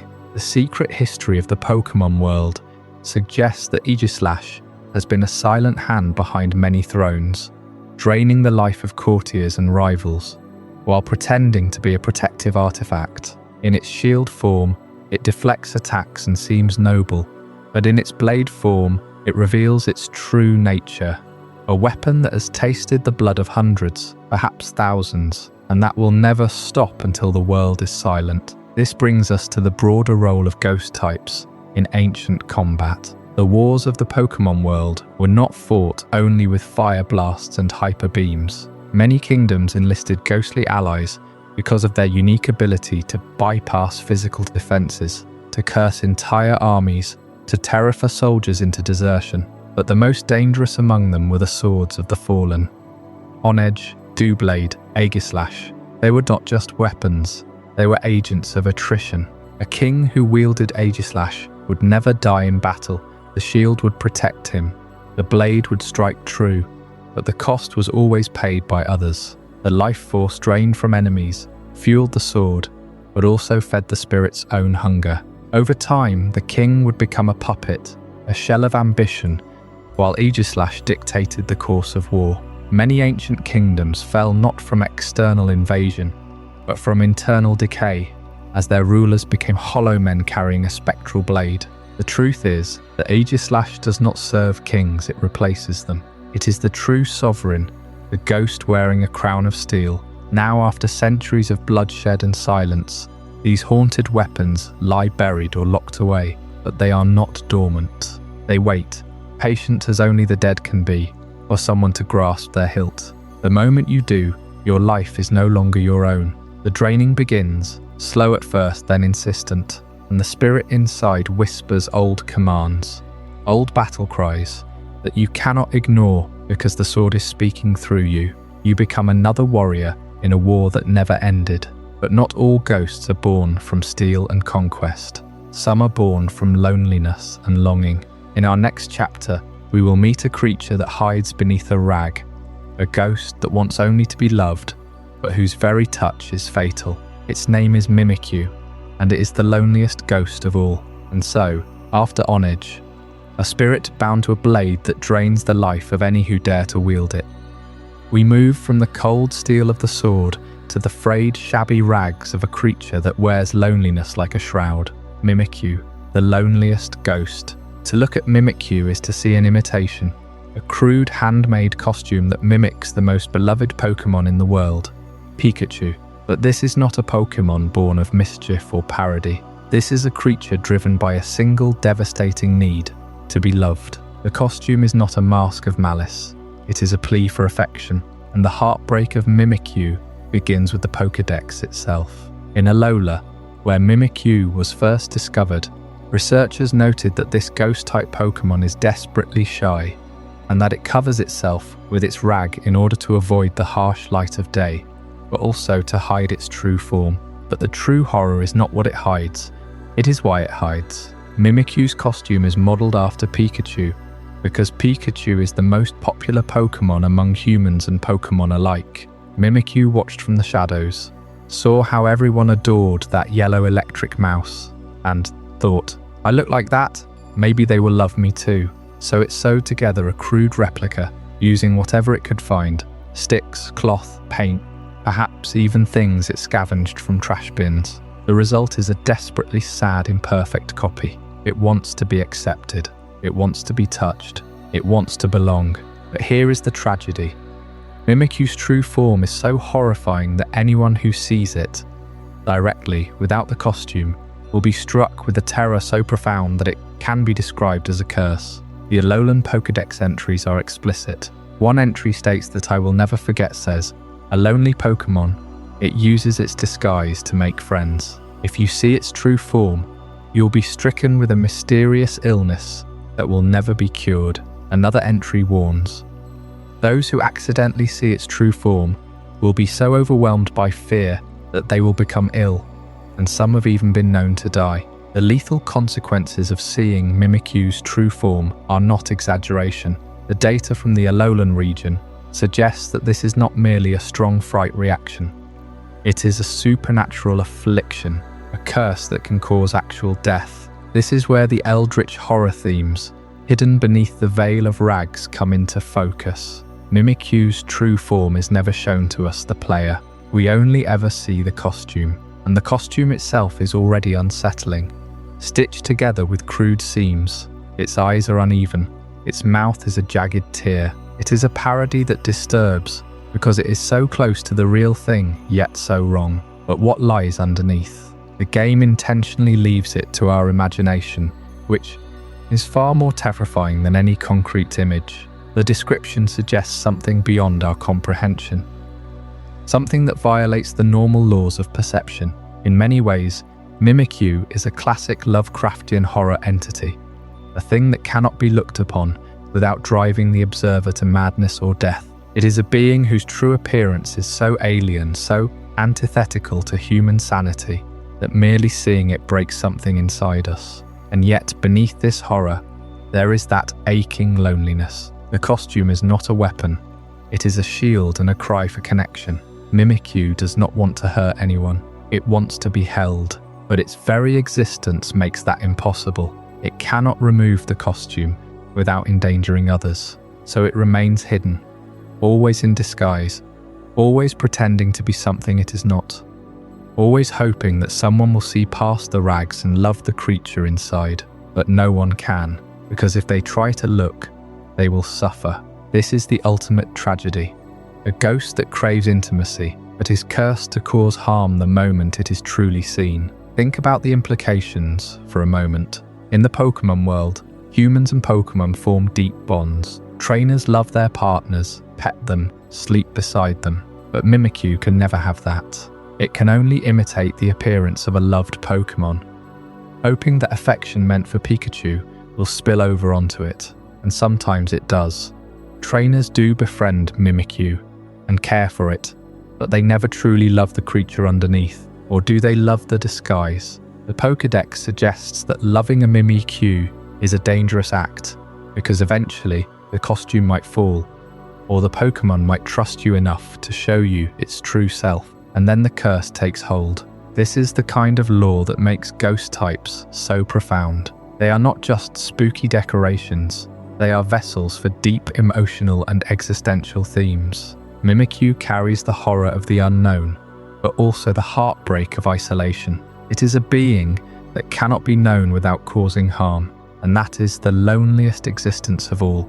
As we drift through these darkened chapters of Pokémon's spirit world, We have encountered creatures of rage, of grief, of vengeance, and of mourning, but Mimikyu stands apart as the ghost that simply wants to be loved, yet cannot bear to be seen. The costume is a shroud of tragedy, and true form is like a glimpse into an abyss that looks back and takes something from you. And from the shores of Alola and its lonely mimic, we turn next to the depths of the sea, to a ghost that dwells among the wreckage of ships, anchored to the ocean floor by the souls of those who drowned, tangled in chains and rust, a phantom of the deep that swings its anchor as a grim reaper swings its scythe. The story of Dhelmise and the sunken dead is waiting for us, and its secrets are darker than the deepest trench. We left Mimikyu in the quiet dark of its disguise, a creature whose desperate need for affection was matched only by the lethal truth hidden beneath its costume. For all its tragedy, Mimikyu is at least a ghost born from loneliness and longing, a spirit that still clings to the warmth of connection. But not every ghost is not the only ghost in this world that wears a mask. Nor is the sea has its own kind of haunting, and it does not yearn for a hug. There is a Pokémon that drifts through the deepest kelp forests and the graveyards of sunken ships, a being that is not so much a ghost of a person as it is a ghost of a wreck, of a voyage that never returned. This is Dhelmise, the ghost grass type that binds itself to an anchor and drags the memory of the drowned wherever it goes. On first glance, Dhelmise looks like a discarded ship's anchor, rusted and heavy, wrapped in tangled green seaweed. But the seaweed is not decoration. The seaweed is the Pokémon. Dhelmise is a sentient mass of algae that has taken control of a large iron anchor, using it as both a shell and as a weapon. The anchor itself is dead metal, but the seaweed that holds it together is alive, eerily, unnaturally alive, as if it were a soul that refused to let go of the last piece of a broken ship. This is what makes Dhelmise so unsettling. It is not a human spirit trapped in an object, like Yamask or Honedge. It is a plant that has absorbed the sorrow and the unfinished business of a maritime disaster. The seaweed that composes its body grows slowly in the dark waters, fed by the nutrients of decay and the salt of countless tears. Over time, it becomes something more than a plant. It becomes a ghost, or at least a vessel for one. The Pokédex entries across the Alola region tell us that Dhelmise uses the anchor as a lure. It drifts near the surface, looking like nothing more than a piece of wreckage. And when a large Pokémon or a ship comes close, it lashes out. Its chains wrap around its prey, and it targets some of the largest creatures in the ocean. Wailord, for example, is not safe. Dhelmise will coil around the great whale and drag it down into the abyss, strangling the life from it before it can escape. It does not eat the flesh. It siphons the life force, just as Litwick does with its flame, just as Gastly does with its poison touch. It feeds on vitality. There is a cold patience to Dhelmise. It does not chase like a shark. It waits like a barnacle. It lets the currents move it, lets the sunken ships rot around it. And when something large enough passes by, it strikes. For a plant that has become a ghost, it is remarkably predatory. But the truly haunting detail is not its behavior. It is the implication of its existence. If a ghost can arise from a shipwreck, if a clump of seaweed can become a spectral entity by consuming the grief of a lost vessel, then what else is lurking in the deep? Every anchor that was torn from its chain in a storm, every piece of hull that sank with a crew screaming into the waves, every forgotten wreck that lies in the darkness. All of it could be fertile ground for a new ghost to form. Dhelmise is not the only one. It is just the one that rose. The uniqueness of its typing is part of that mystery. Ghost and grass is a rare combination, found only on Dhelmise and one other line. It suggests that the spirit inhabiting the wreckage is not just a spectre of death, but a spectre of life turned wrong. The seaweed is still a plant. It photosynthesizes. It grows. It has cellular structures that belong to the living world, but it also has a soul that belongs to the dead. It walks the line between two kingdoms. When you encounter a Dhelmise in the wilds of Pony Island or on the shores of Akala, you are looking at a being that should not exist. It is an ecological anomaly, a biological ghost, a piece of the ocean that has learned to hate the living. Some researchers believe that Dhelmise is actually the manifestation of the spirit of a ship's captain who went down with the vessel. His will fused into the anchor through the seaweed that later grew upon it. But that is speculation. The truth may be more mundane and more terrifying. That the ocean itself, with all its forgotten dead, can spawn ghosts from the most mundane objects. Imagine being a sailor lost at sea. Your ship sinks. Your body is never recovered. Your last memory is the anchor slipping into the water, the chain clattering as the hull tears apart. Decades pass. Your bones dissolve. But that anchor remains, rusting on the seafloor, and then slowly, a filament of green algae begins to grow over it. It wraps around the flukes, around the ring, around the chain, and as it grows, it remembers. It remembers the weight of the ship, the screams of the crew, the salt in the air. The moment the long silence after the bubbles stopped, the algae becomes a vessel for that memory. It becomes Dhelmise. There is a deep sadness in that image, a second life born from trying tragedy, but not one that seeks comfort. Dhelmise does not want to be loved. It wants to drag others down into its world of cold water and darkness. It is a predator not out of malice, but out of instinct, a remnant of the ocean's own hunger for the living. The sea has always been the domain of ghost stories, phantom ships, drowned sailors, leviathans that rise from the depths. Pokémon have their share of those legends, but none is as literal as Dhelmise. It is the anchor of the dead, the seaweed that will not let go, the spirit that haunts every shipwreck that has ever sunk into forgetfulness. But not all haunted objects are as massive as an anchor. Some are small enough to hold in your hand, delicate as porcelain, filled with tea that has gone cold 100 years ago. The spirit that inhabits that teapot has a very different kind of darkness, one that drips with bitter hospitality, with the kind of ghost that might politely ask you to stay for one last cup, even as the cup fills with something far darker than any brew. That story belongs to our next chapter, Poltergeist and the Haunted Tea, and it is a cup of tea can be the last thing you ever drink. I hope you're as amazed by this as I am. If you want to stay updated on more content like this, make sure to subscribe and join our community of curious minds. Trust me, what's coming next will challenge everything you thought you knew.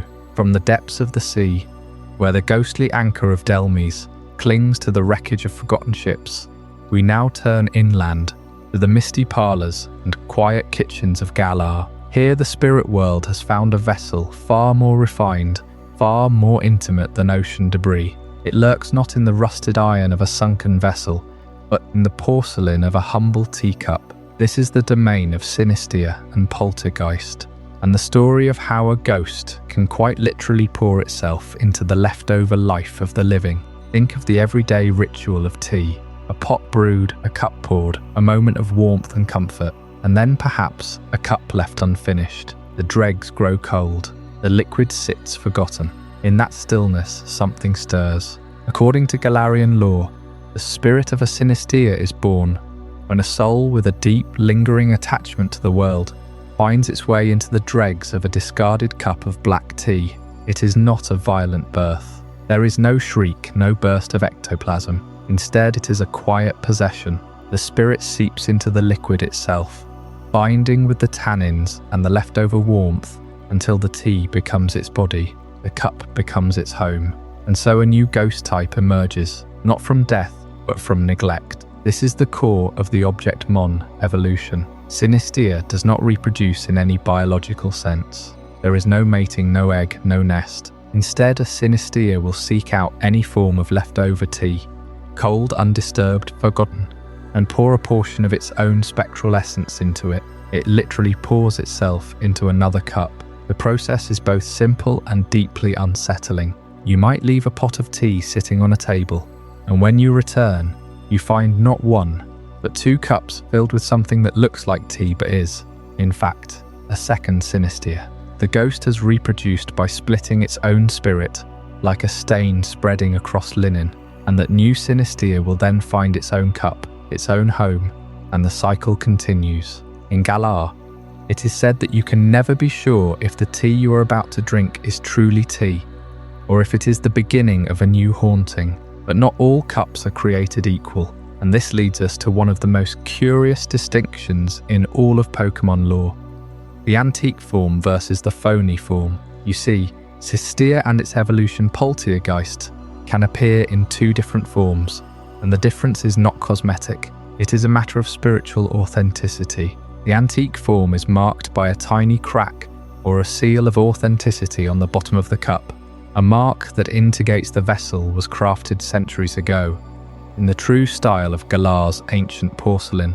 The phony form, by contrast, is a replica, a modern imitation, and the ghost inside knows the difference. The antique form is considered the genuine article. The spirit that inhabits an antique cup is thought to have a deeper connection to the past, a more refined, almost noble melancholy. These ghosts are older, more patient, and their tea, if you could taste it, would be rich with the sorrow of centuries. The phony form, on the other hand, is a ghost that has settled for less. It is a spirit that found a mass-produced cup, a forgery, and the ghost itself is somehow diminished by that. It is not less powerful, but it is less authentic. In Galarian culture, collectors and ghost enthusiasts prize the antique form above all else, not for its rarity in battle, but for its spiritual pedigree. There is a quiet commentary here on the nature of authenticity itself. What does it mean to be a true ghost? If the vessel is fake, is the spirit also in some way false? Or is the ghost merely a reflection of the world it inhabits, forced to make do with what it finds? The Pokémon world does not give a clear answer, but the implication hangs in the air like steam from a freshly poured cup. And that brings us to the social etiquette of Galar's ghost types, especially the Poltergeist. These are not like the vengeful shadows of the Alolan Cemetery or the life-draining chandeliers of Unova. Poltergeist, for all its spectral nature, is surprisingly sociable. In Galar, it is not uncommon for a household to have a Poltergeist, particularly in older estates. They are considered part of the domestic life, almost like a pet, but with a very specific set of rules. You must never pour out a cup of tea without offering it first to the household ghost. You must never leave a pot unattended for too long, because the Poltergeist may fill it with its own spectral brew. And if you are a guest, you must accept the tea that is offered to you, even if it seems to move on its own. To refuse is a grave insult, one that could lead to a most unpleasant haunting, or worse, a lifetime of finding your own tea cold and bitter. These ghosts have a sense of propriety. They enjoy company. They will sit on the shelf, pretending to be an ordinary teapot, watching the household bustle, and when the family gathers for tea, they will sometimes join in, pouring themselves a cup of their own spectral liquid, which glows faintly in the dark. It is a strange, almost cozy form of haunting. The ghost is not there to terrify, but to participate. It is a reminder that death does not always mean the end of community. Sometimes, it just means you drink tea from a different kind of cup, but there is a darker undercurrent. Poltergeist, when threatened or offended, can unleash a torrent of scalding hot tea that burns not just the skin, but the spirit. Its signature move, Shell Smash, allows it to shatter its own cup, only to reform, more powerful and more unhinged. And there are tales of Poltergeist that have grown tired of domestic life, that have begun to seek out more substantial vessels. Instead of teacups, they look for urns, for cauldrons, for anything that can hold a larger volume of liquid. And when they find it, they do not just pour themselves in.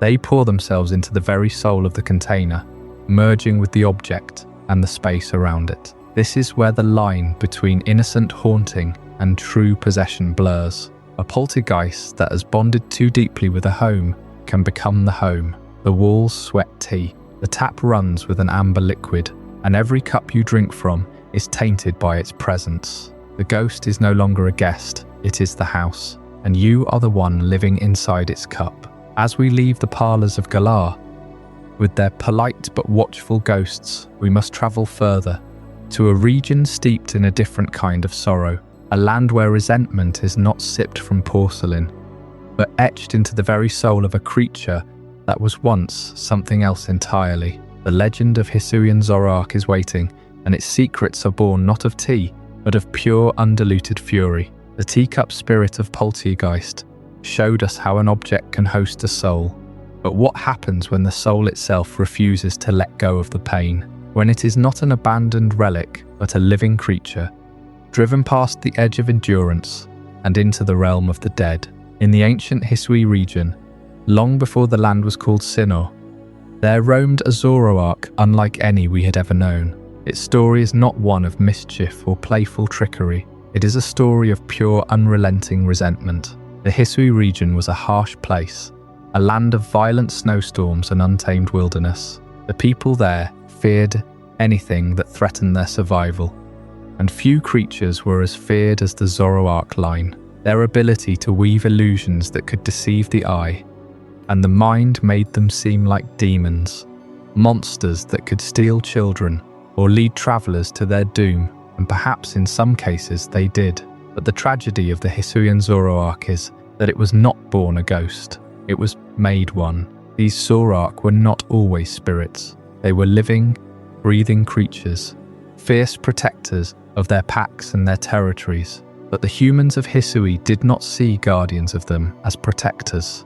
They saw tricksters, liars, and threats, and so they hunted them. They drove them from the forests, from the mountains, from every place they had ever called home.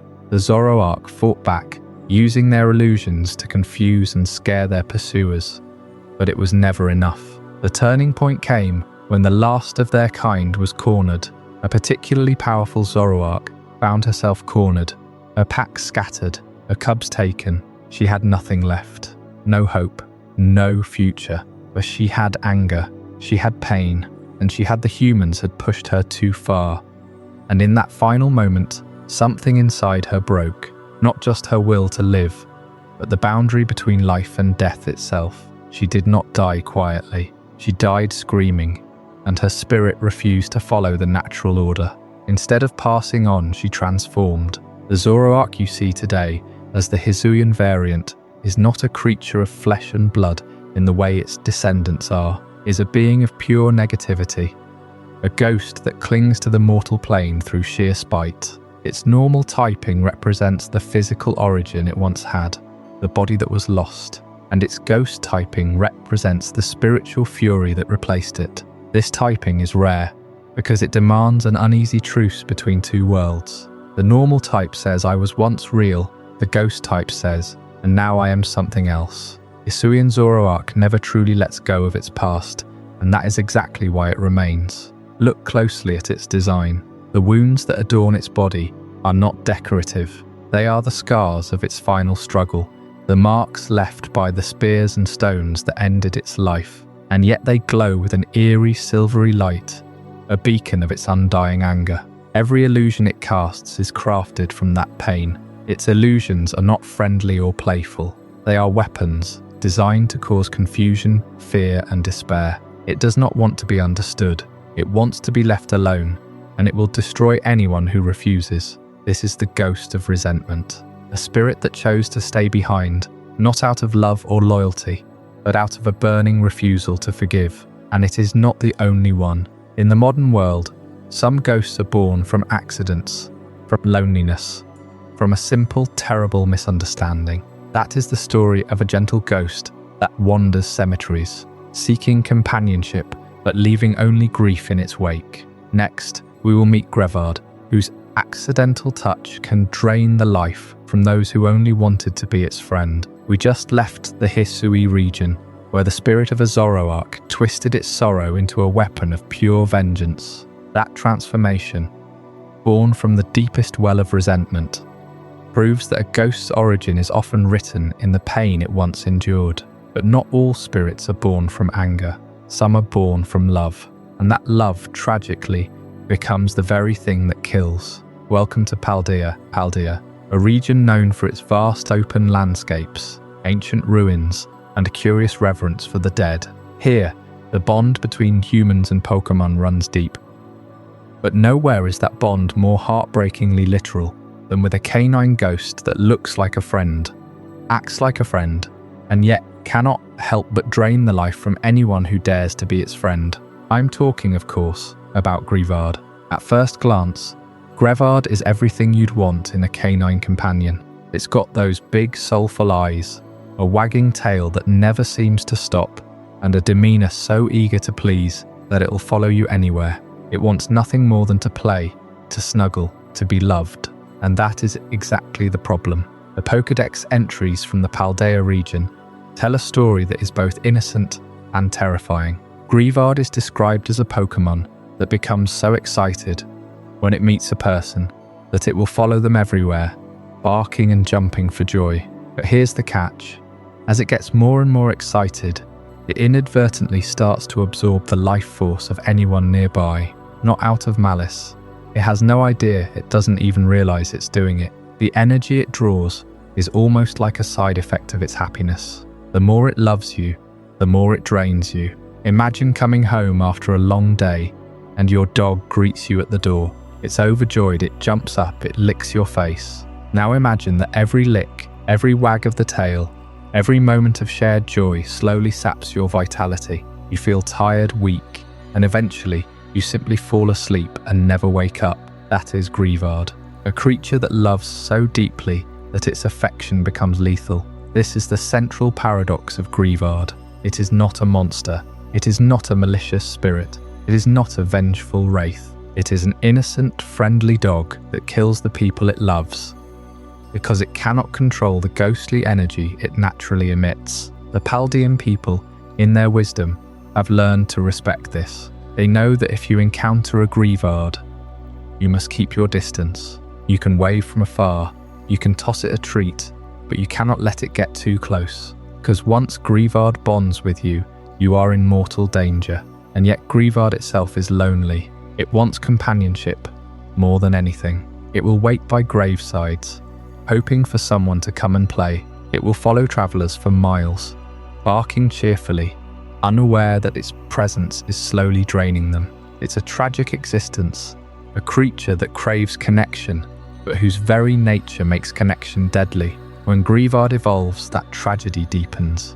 It becomes Houndstone, a larger, more dignified canine spirit, often seen guarding graveyards and ancient burial grounds in Paldea. Houndstone is a sentinel of the dead, and its behaviour reflects a solemn duty. It no longer chases after living people with the same frantic joy. Instead, it stands watch. It lets the dead rest in peace, and it has a unique power that ties directly to the ghosts of its fallen companions. This brings us to the move Last Respects. In the games, Last Respects is a ghost-type attack that deals more damage the more times your own Pokémon have fainted during the battle. It's a mechanic that literally transforms the power of loss into a weapon. For Houndstone, this is its signature move. The more allies that have fallen, the stronger its attack becomes. It's a haunting reflection of Houndstone's role as a guardian of the deceased. It draws strength, not from living energy, but from the spirits of those who have passed on. Think about that for a moment. Every time a teammate falls in battle, Houndstone's grief and remembrance fuel its power. It's as if the dog is channeling the collective sorrow of its pack into a single, devastating strike. In a way, it's the opposite of Greavard. Greavard drains the living. Houndstone honours the dead. Evolution here is not just a physical change, it's a shift in spiritual purpose. The dog that once unknowingly harmed the living now dedicates itself to protecting the memory of the fallen. The cultural significance of canine spirits in Paldea is deeply woven into this lore. Paldea is a region that places a strong emphasis on family, tradition, and the afterlife. In Paldea, there are stories of spectral dogs that guard the gates between worlds. They are not feared, they are respected.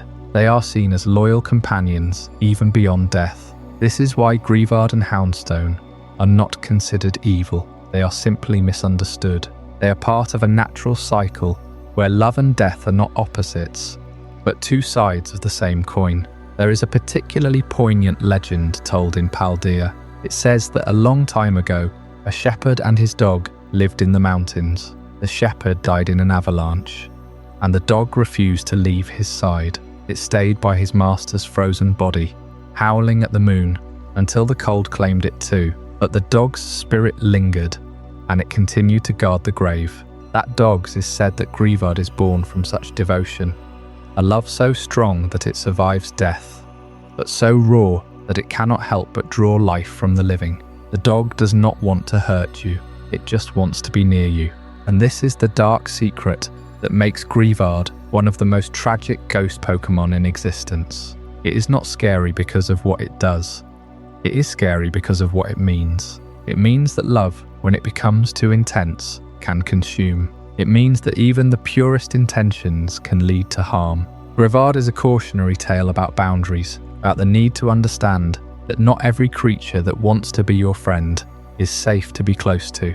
But there is also hope in this story. When Greavard can evolve, and that evolution brings a kind of redemption, Houndstone does not drain life. Houndstone guards death. It stands as a protector, a watcher, a friend to the spirits that have no other company. Perhaps that is the final lesson, that even a being born from accidental loss can find purpose by finding purpose in service to the departed. As we prepare to leave the graves of Paldea behind, we must turn our attention to a different kind of sin, one that is older than the region itself, one that lures victims not with affection, but with the glitter of gold. The next spirit we will meet does not drain life force by accident. It hoards treasure with intention, and its coin-filled chest hides a hunger that is anything but innocent. Gimmighoul and the sin of greed. That is our next journey into the darkness that sleeps within the Pokédex. And so we move from the accidental tragedy of Greavard's innocent warmth to a different kind of ghostly hunger, not for affection, but for wealth. For centuries, humanity has been haunted by the sin of greed, the desire to hoard gold, to possess what glitters, to feel the weight of coins in our hands. In the Pokémon world, that sin has found its embodiment in a tiny coin-like spirit called Gimmighoul. But do not be fooled by its size or its almost cute appearance. Gimmighoul is not a passive treasure guardian. It is a manipulator, a spiritual parasite that feeds on human obsession, and it has engineered one of the most insidious traps in all of Pokémon lore. The first thing you need to understand about Gimmighoul is the nature of its existence. There are two known forms. The roaming form, a small single coin that skitters about on tiny legs, and the chest form, which resembles an ornate treasure chest, fused with a creature that has one large eye and a gaping mouth. The Pokédex tells us that the roaming form collects coins, dragging them to hidden locations. But the chest form is where the real horror lies. This form is stationary, often found in ruins or abandoned places, and it emanates a hypnotic allure. People who see it become consumed with a desire to bring it more coins. It is not just a suggestion, it is a compulsion, a psychic pull that overrides free will. Think about what this means. Gimmighoul, in its chest form, does not simply wait for coins to come to it. It actively controls humans, bending their minds to its will, turning them into unwitting servants. The Pokédex entries across generations hint at this manipulation. In Pokémon Scarlet, it says that Gimmighoul of the chest form collects coins in order to protect them from thieves. But the text also notes that it uses its power to lure humans to bring it more coins. This is not protection, it is parasitism. The human becomes a drone, a walking coin collector, driven by an artificial obsession planted by the ghost. And what does Gimmighoul need all those coins for? It is not about spending, it is about accumulation for its own sake, the purest form of greed. Now consider the irony. Gimmighoul is a ghost Pokémon that embodied greed, yet it is also a victim of the very sin it represents. Its Pokédex reveals that Gimmighoul was born from the spirit of a coin that was buried in the earth long ago. Coins are symbols of human commerce, of value, of trade and desire. When a coin is lost, forgotten or buried, it becomes a vessel for the lingering emotions of its or perhaps the collective greed of all who coveted it. Over time, that spiritual residue coalesces into a new being, Gimmighoul. In this way, the ghost is a product of human sin, a parasite that has evolved to exploit the very flaw that created it. And then, After collecting 1,000 of these coins, something profound happens. Gimmighoul evolves into Gholdengo. This evolution is not a simple growth. It is a transformation of spiritual energy into physical solid gold. Gholdengo is a string-like golden figure, often described as having a body made of pure gold coin. The Pokédex in Pokémon Violet states that Gholdengo is able to create a special golden effect, but more importantly, it is no longer a manipulative parasite. It has become something else, a being of solidified greed, now fully material. Where Gimmighoul needed humans to feed it, Gholdengo can generate its own golden threads, almost as if it has become self-sufficient. But the question remains, is Gholdengo free, or is it still bound to the sin that birthed it? The lore hints that Gholdengo retains a playful, almost cheerful demeanour, but do not mistake this for innocence. Its power, the signature move Make It Rain, literally showers gold coins over opponents, a direct expression of wealth as a weapon. This is greed weaponized.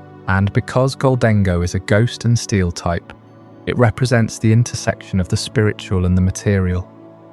A ghost that has become solid, a sin that has taken physical form. It is a cautionary tale. The very act of hoarding coins led to the creation of a ghost, and that ghost, when fully fed, becomes an unassailable fortress of greed. So what does this mean for the world of Pokémon? Gimmighoul and Gholdengo are not just random ghost types added to fill a regional Pokédex. They are a meditation on one of the 7 deadly sins, a reminder that the desire for wealth can twist both body and spirit. The chest form of Gimmighoul is a trap, a siren song for the greedy, and the fact that it uses telepathic compulsion to make humans serve it. That is the darkest part. You are not choosing to bring coins to Gimmighoul. It is choosing for you, bending your will, turning you into a tool for its own evolution. As we lay here tonight, consider the weight of that idea. How many trainers have wandered into a dark ruin, seen a glowing chest, and felt an inexplicable urge to drop every coin they had, and maybe, just maybe, some never left. The spirit of greed is patient. It waits. It compels. This is only one face of the ghostly darkness. There is another that awaits us, one that pierces the very fabric of reality itself. A terrifying glimpse into a dimensional rift where Mega Gengar rules over the shadows of time and space. But that is a story for another night. For now, let the golden coins rest, and let your mind drift away from the haunting allure of Gimmighoul. Sleep well. Gold coins have a way of corrupting even the most innocent of hearts. But Gimmighoul's obsession is merely a symptom of a deeper, darker hunger. One that drives a Pokémon to consume not wealth, but the very fabric of reality itself. We've seen how greed can twist a spirit into a parasite.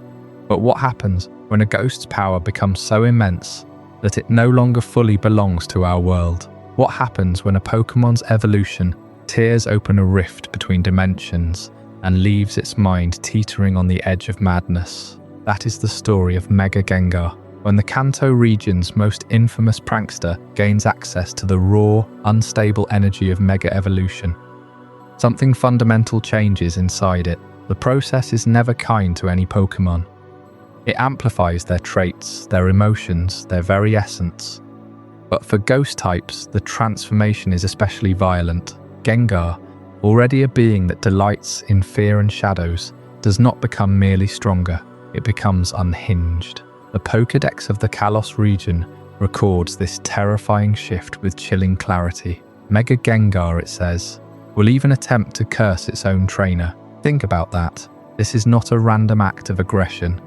This is a conscious betrayal. The bond that usually stabilizes Mega Evolution is shattered, and what remains is a creature driven by an insatiable need to spread suffering, even to the one who called it forth. Why does this happen? Because Mega Evolution forces Gengar's body to partially exist in another dimension at all times. The iconic grinning silhouette is only a fraction of its true form. The rest of its mass, its energy, its consciousness, it's all submerged in a parallel plane, a realm of pure shadow and malice. Imagine standing in a room, but only your shadow is visible, while the rest of you swims in a black ocean of screaming spirits. That is Mega Gengar's reality. It is a living bridge between our world and a dimension of nightmares, and that constant exposure to such raw negativity warps its psyche beyond recognition. The third eye, that glowing cyclopean mark on its forehead, is not a decoration. It is a window that remains permanently open, flooding Gengar's mind with visions of suffering and death from both worlds. It sees everything, it feels everything, and it cannot close the door. This is the true horror of Mega Evolution for Gengar. It is not just a power-up, it is a psychosis. The playful mischief of its base form becomes a cold, calculated malevolence. The shadows it once lurked in are now part of its very flesh, and it can reach through them into our reality from that other dimension, dragging victims not just by the hand, but by the soul. Every move it makes echoes through two planes of existence. Every curse it utters is amplified by the weight of 1 billion forgotten spirits. And yet, despite this overwhelming power, there is a tragedy here. Gengar did not choose this. The trainer who triggers Mega Evolution forces the ghost into this fractured existence, and the first act of the newly awakened Mega Gengar is often to turn on that very trainer, a final, desperate scream of betrayal. But even Mega Gengar is not the final form of this terror.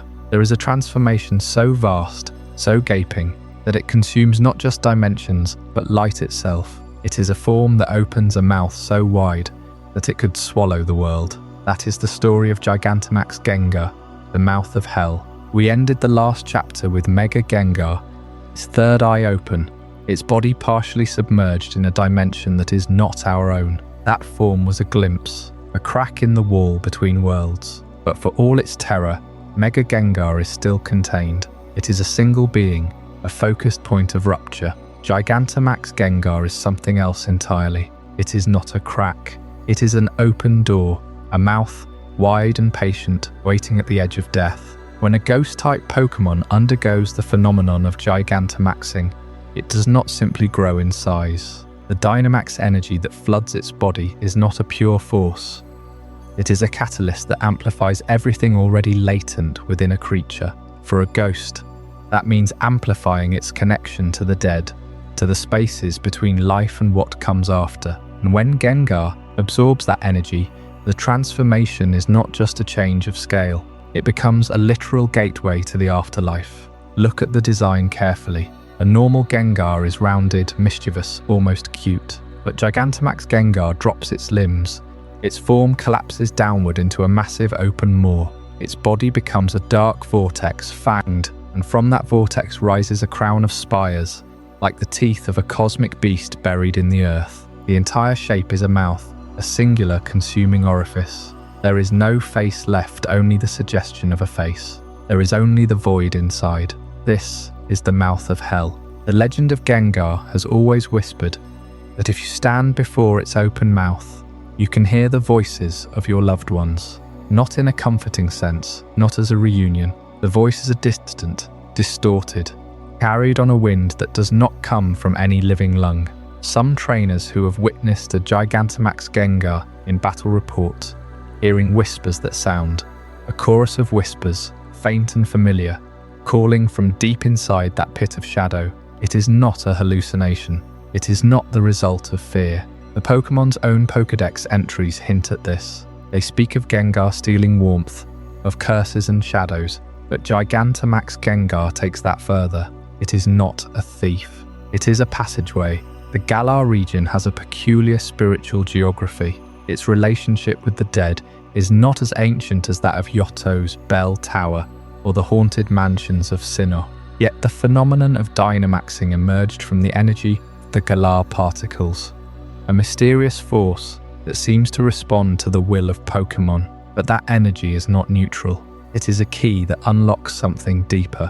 When a ghost-type Gigantamaxes, it agitates the spiritual stability of the entire area around it. The veil between worlds thins. Trainers in the wild area, during such battles, frequently report cold temperatures not accounted for by weather, shadows that stretch in the wrong direction, and that sound, the faint murmur of the dead. The environment itself feels the strain. Underground, where ghostly energy often settles, The Galar particles create a kind of resonance. Some geologists in the Pokémon world have noted that areas frequently used for Gigantamax Gengar battles see an uptick in unexplained phenomena, lights flickering, electronics failing, and a persistent sense of being watched. The dead are not merely present, they are pressing through.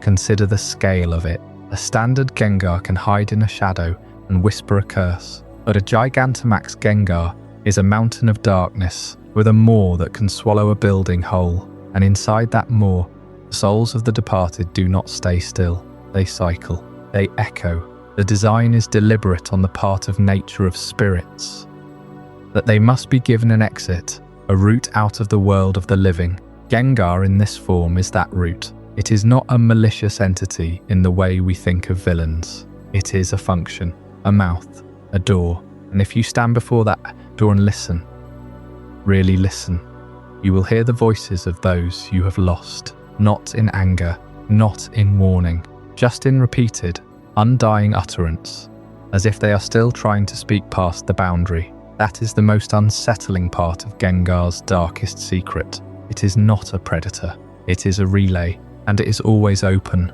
But there are other doors, other spirits that do not wait for a Gigantamax transformation to reach through.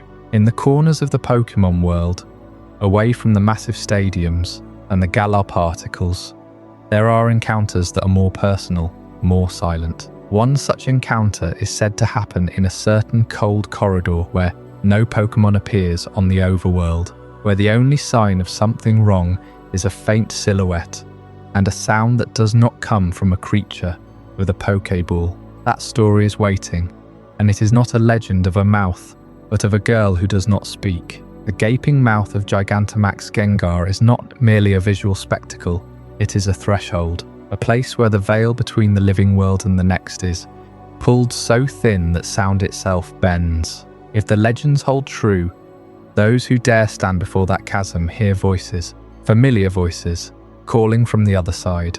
Yet it is not the only place in the Pokémon world where the boundary between life and death becomes permeable. There are other voices, other apparitions, woven into the very fabric of the regions we explore. And unlike Gengar, these are not Pokémon, at least not in the traditional sense. Consider the ghost girl of Lumio City. If you have ever wandered the back alleys of that sprawling Colosian metropolis, you may have encountered her. She appears without warning, a translucent figure, dressed in old-fashioned clothing, standing motionless at the end of a corridor.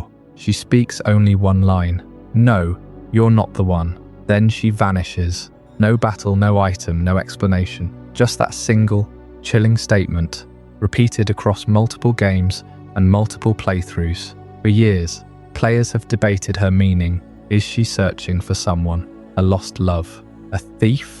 A spirit that cannot move on? The game never tells us. And that silence is perhaps more haunting than any answer could be. But she is not alone. In the Unova region, there is the strange house. Decrepit, abandoned building on Route 14, filled with ghostly figures that flicker in and out of existence. Inside, you can find a girl in a white dress, standing in a bedroom. If you approach her, she simply says, and disappears. No dialogue box, no story, just the suggestion of a tragedy. And then, in Alola, there is a similar encounter on Ula Island, in the abandoned supermarket. A girl appears, asking if you have seen her mother. She too vanishes, leaving only a sense of unresolved sorrow. These encounters are scripted events, yes, but they are not random. They echo the behavior of ghost-type Pokémon in the wild. Consider how a wild Gastly might materialize out of a patch of haze, only to dissipate when you approach too closely, or how a Shuppet is said to lurk near abandoned buildings, feeding on the loneliness of the forgotten. The Ghost Girl NPCs are the human equivalent of that same phenomenon. They are not programmed to frighten you with a jump scare. They are programmed to linger in your memory, to leave an emotional residue. They behave exactly as a ghost-type Pokémon would. They appear in places associated with death or departure. They utter something ambiguous, and then they fade away, leaving you to wonder if you truly saw anything at all. And then there is the most famous of them all, the girl in Lumio City. Her line, "No, you're not the one," has become a legend in the Pokemon community. Theories abound. Some believe she is the spirit of a Pokemon trainer who died in a fire. Others think she is linked to the ultimate weapon of Kalos, the machine that destroyed entire lives. Still others connect her to the story of Az's Floette, a Pokemon that waited centuries for its master, but no theory is ever confirmed. The game designers left it unresolved intentionally, because in real folklore, ghosts do not explain themselves. They repeat the same fragment of their last thought, over and over, until someone finally understands. And if no one ever understands, they wait. This is what makes these encounters so deeply unsettling. They are not about combat or reward. They are about the idea that some spirits, human or Pokemon, simply cannot move on, and they don't want anything from you except to be remembered. The ghost girl of Lumio City, the silent girl in the strange house, the daughter searching for her mother in Alola. They are all asking the same question, in different ways. Are you the one? And we, the player, are always the wrong answer. But what if we were the right answer? What would that even mean? Perhaps it is not about finding the correct person, but about understanding that the dead are not enemies to be battled, or resources to be captured. They are echoes, and we, by entering their spaces, become part of their story. When you walk through the strange house, you are not just solving a puzzle, you are performing a ritual. You are acknowledging the presence of a spirit, and that acknowledgement is the first step in a much deeper ethical question.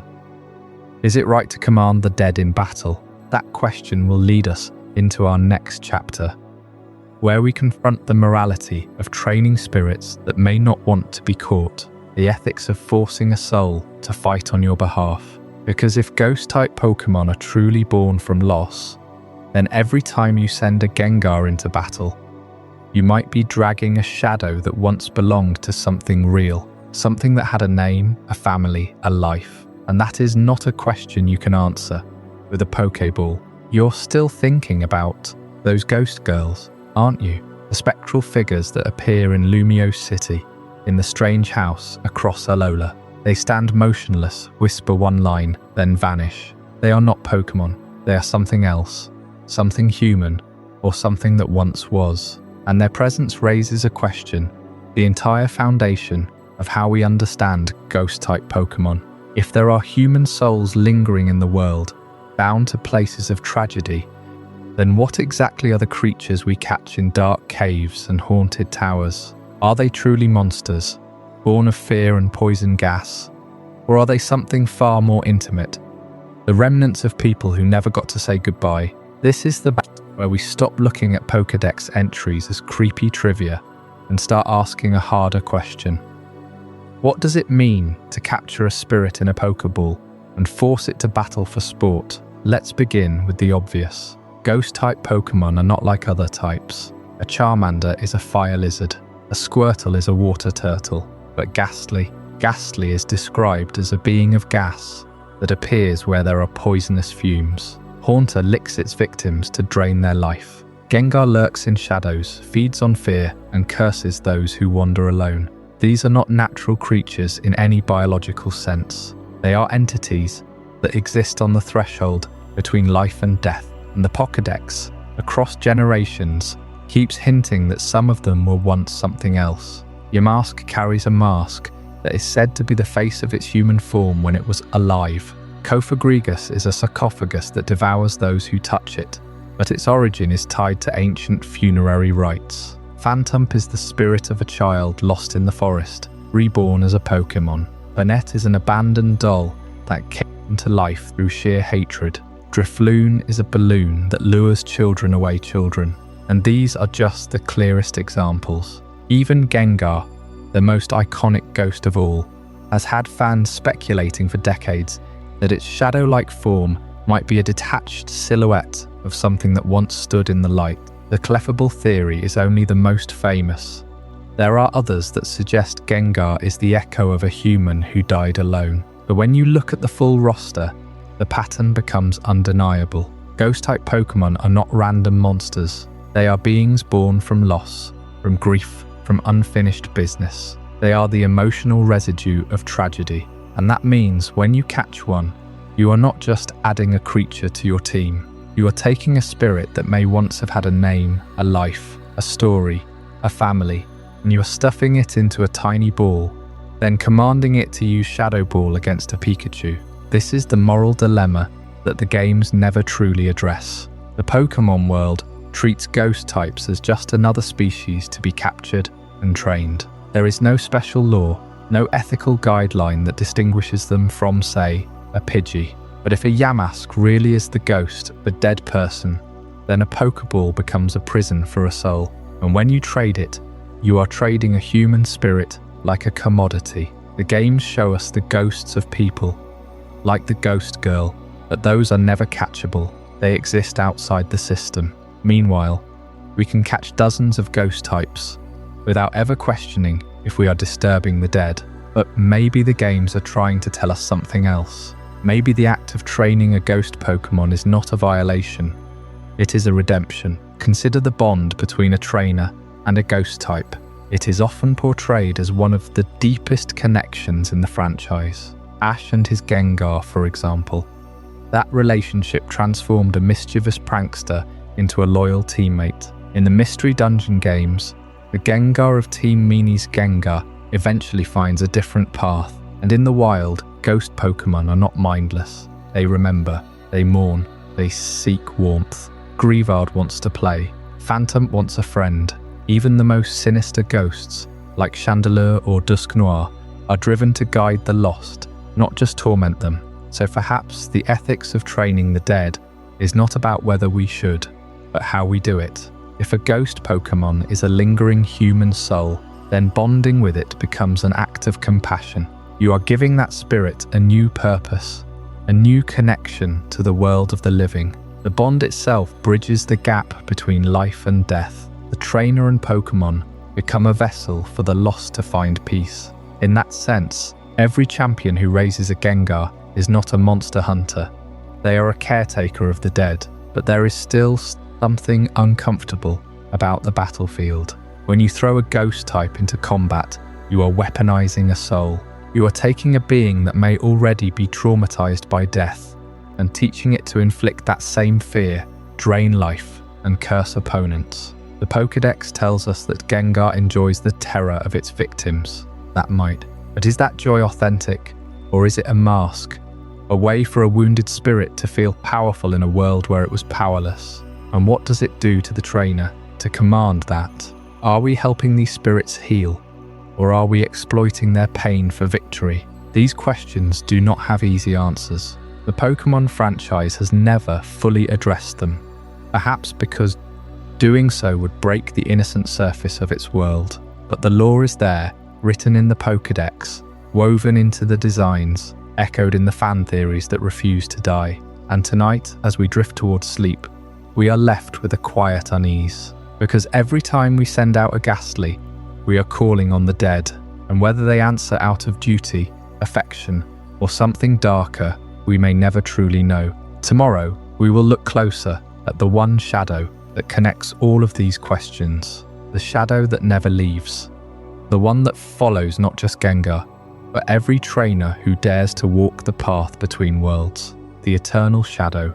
That question we ended with, whether ghost-type Pokémon are monsters or something far more human, has no easy answer. But if we look closely at the line that started it all, the Gastly to Gengar evolution chain, we might find the clearest reflection of that ambiguity. Gastly himself is barely a shape, a wisp of gas and mischief that drifts through abandoned buildings and forgotten corners. His Pokédex entries speak of poison and shadow, but never of malice in the way we understand it.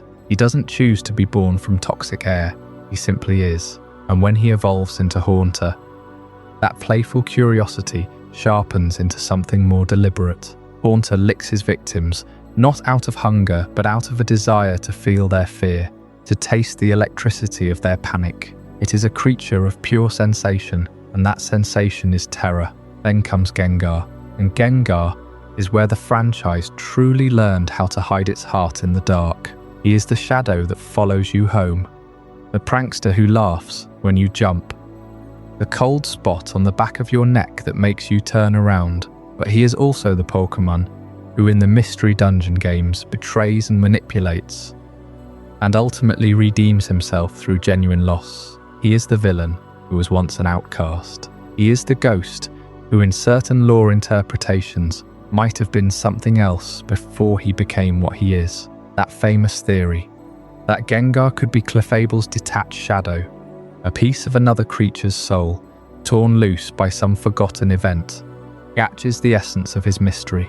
It is not canon, but its endurance proves something important. We want Gengar to have a story. We want him to be more than a monster, and that desire is exactly why the dark lore of ghost Pokémon is essential for the world building of this entire series. Without these spectral beings, Pokémon would be a universe of fire and water, grass and electric, elements of nature that feel predictable, even safe. Ghost types introduce the unknown. They remind us that not everything in this world can be caught, catalogued, and understood. They bring death, memory, loss, and regret into a franchise that otherwise celebrates growth and triumph. They are the cracks in the cheerful foundation. And through those cracks, something deeper. The abandoned doll that becomes Banette, the child lost in the woods who becomes Phantump, the ancient soul bound to a mast that becomes Yamask. These are not random designs, they are stories. And those stories give the Pokémon world a texture it would otherwise lack.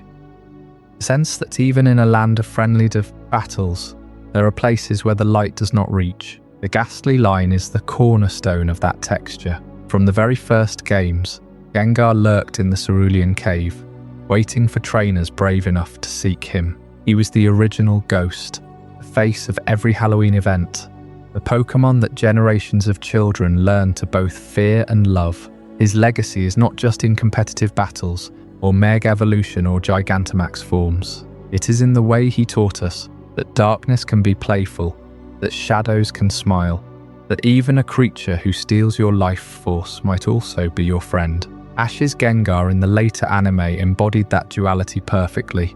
A Pokémon who haunted its own past, who had to learn trust, who fought alongside its trainer with the same devotion as any Pikachu.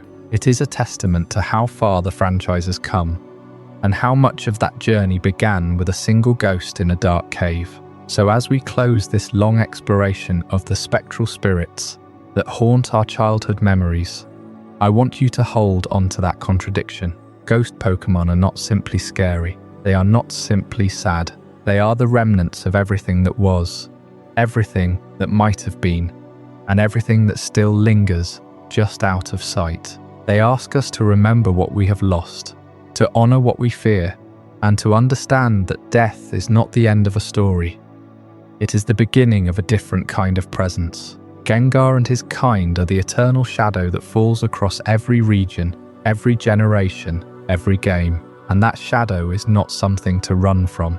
It is something to sit with quietly, in the dark, until you realize you were never truly alone after all. Thank you for staying with me through these chapters. If the ghosts of Pokémon have taught us anything, it is that even the darkest lore can hold a kind of comfort.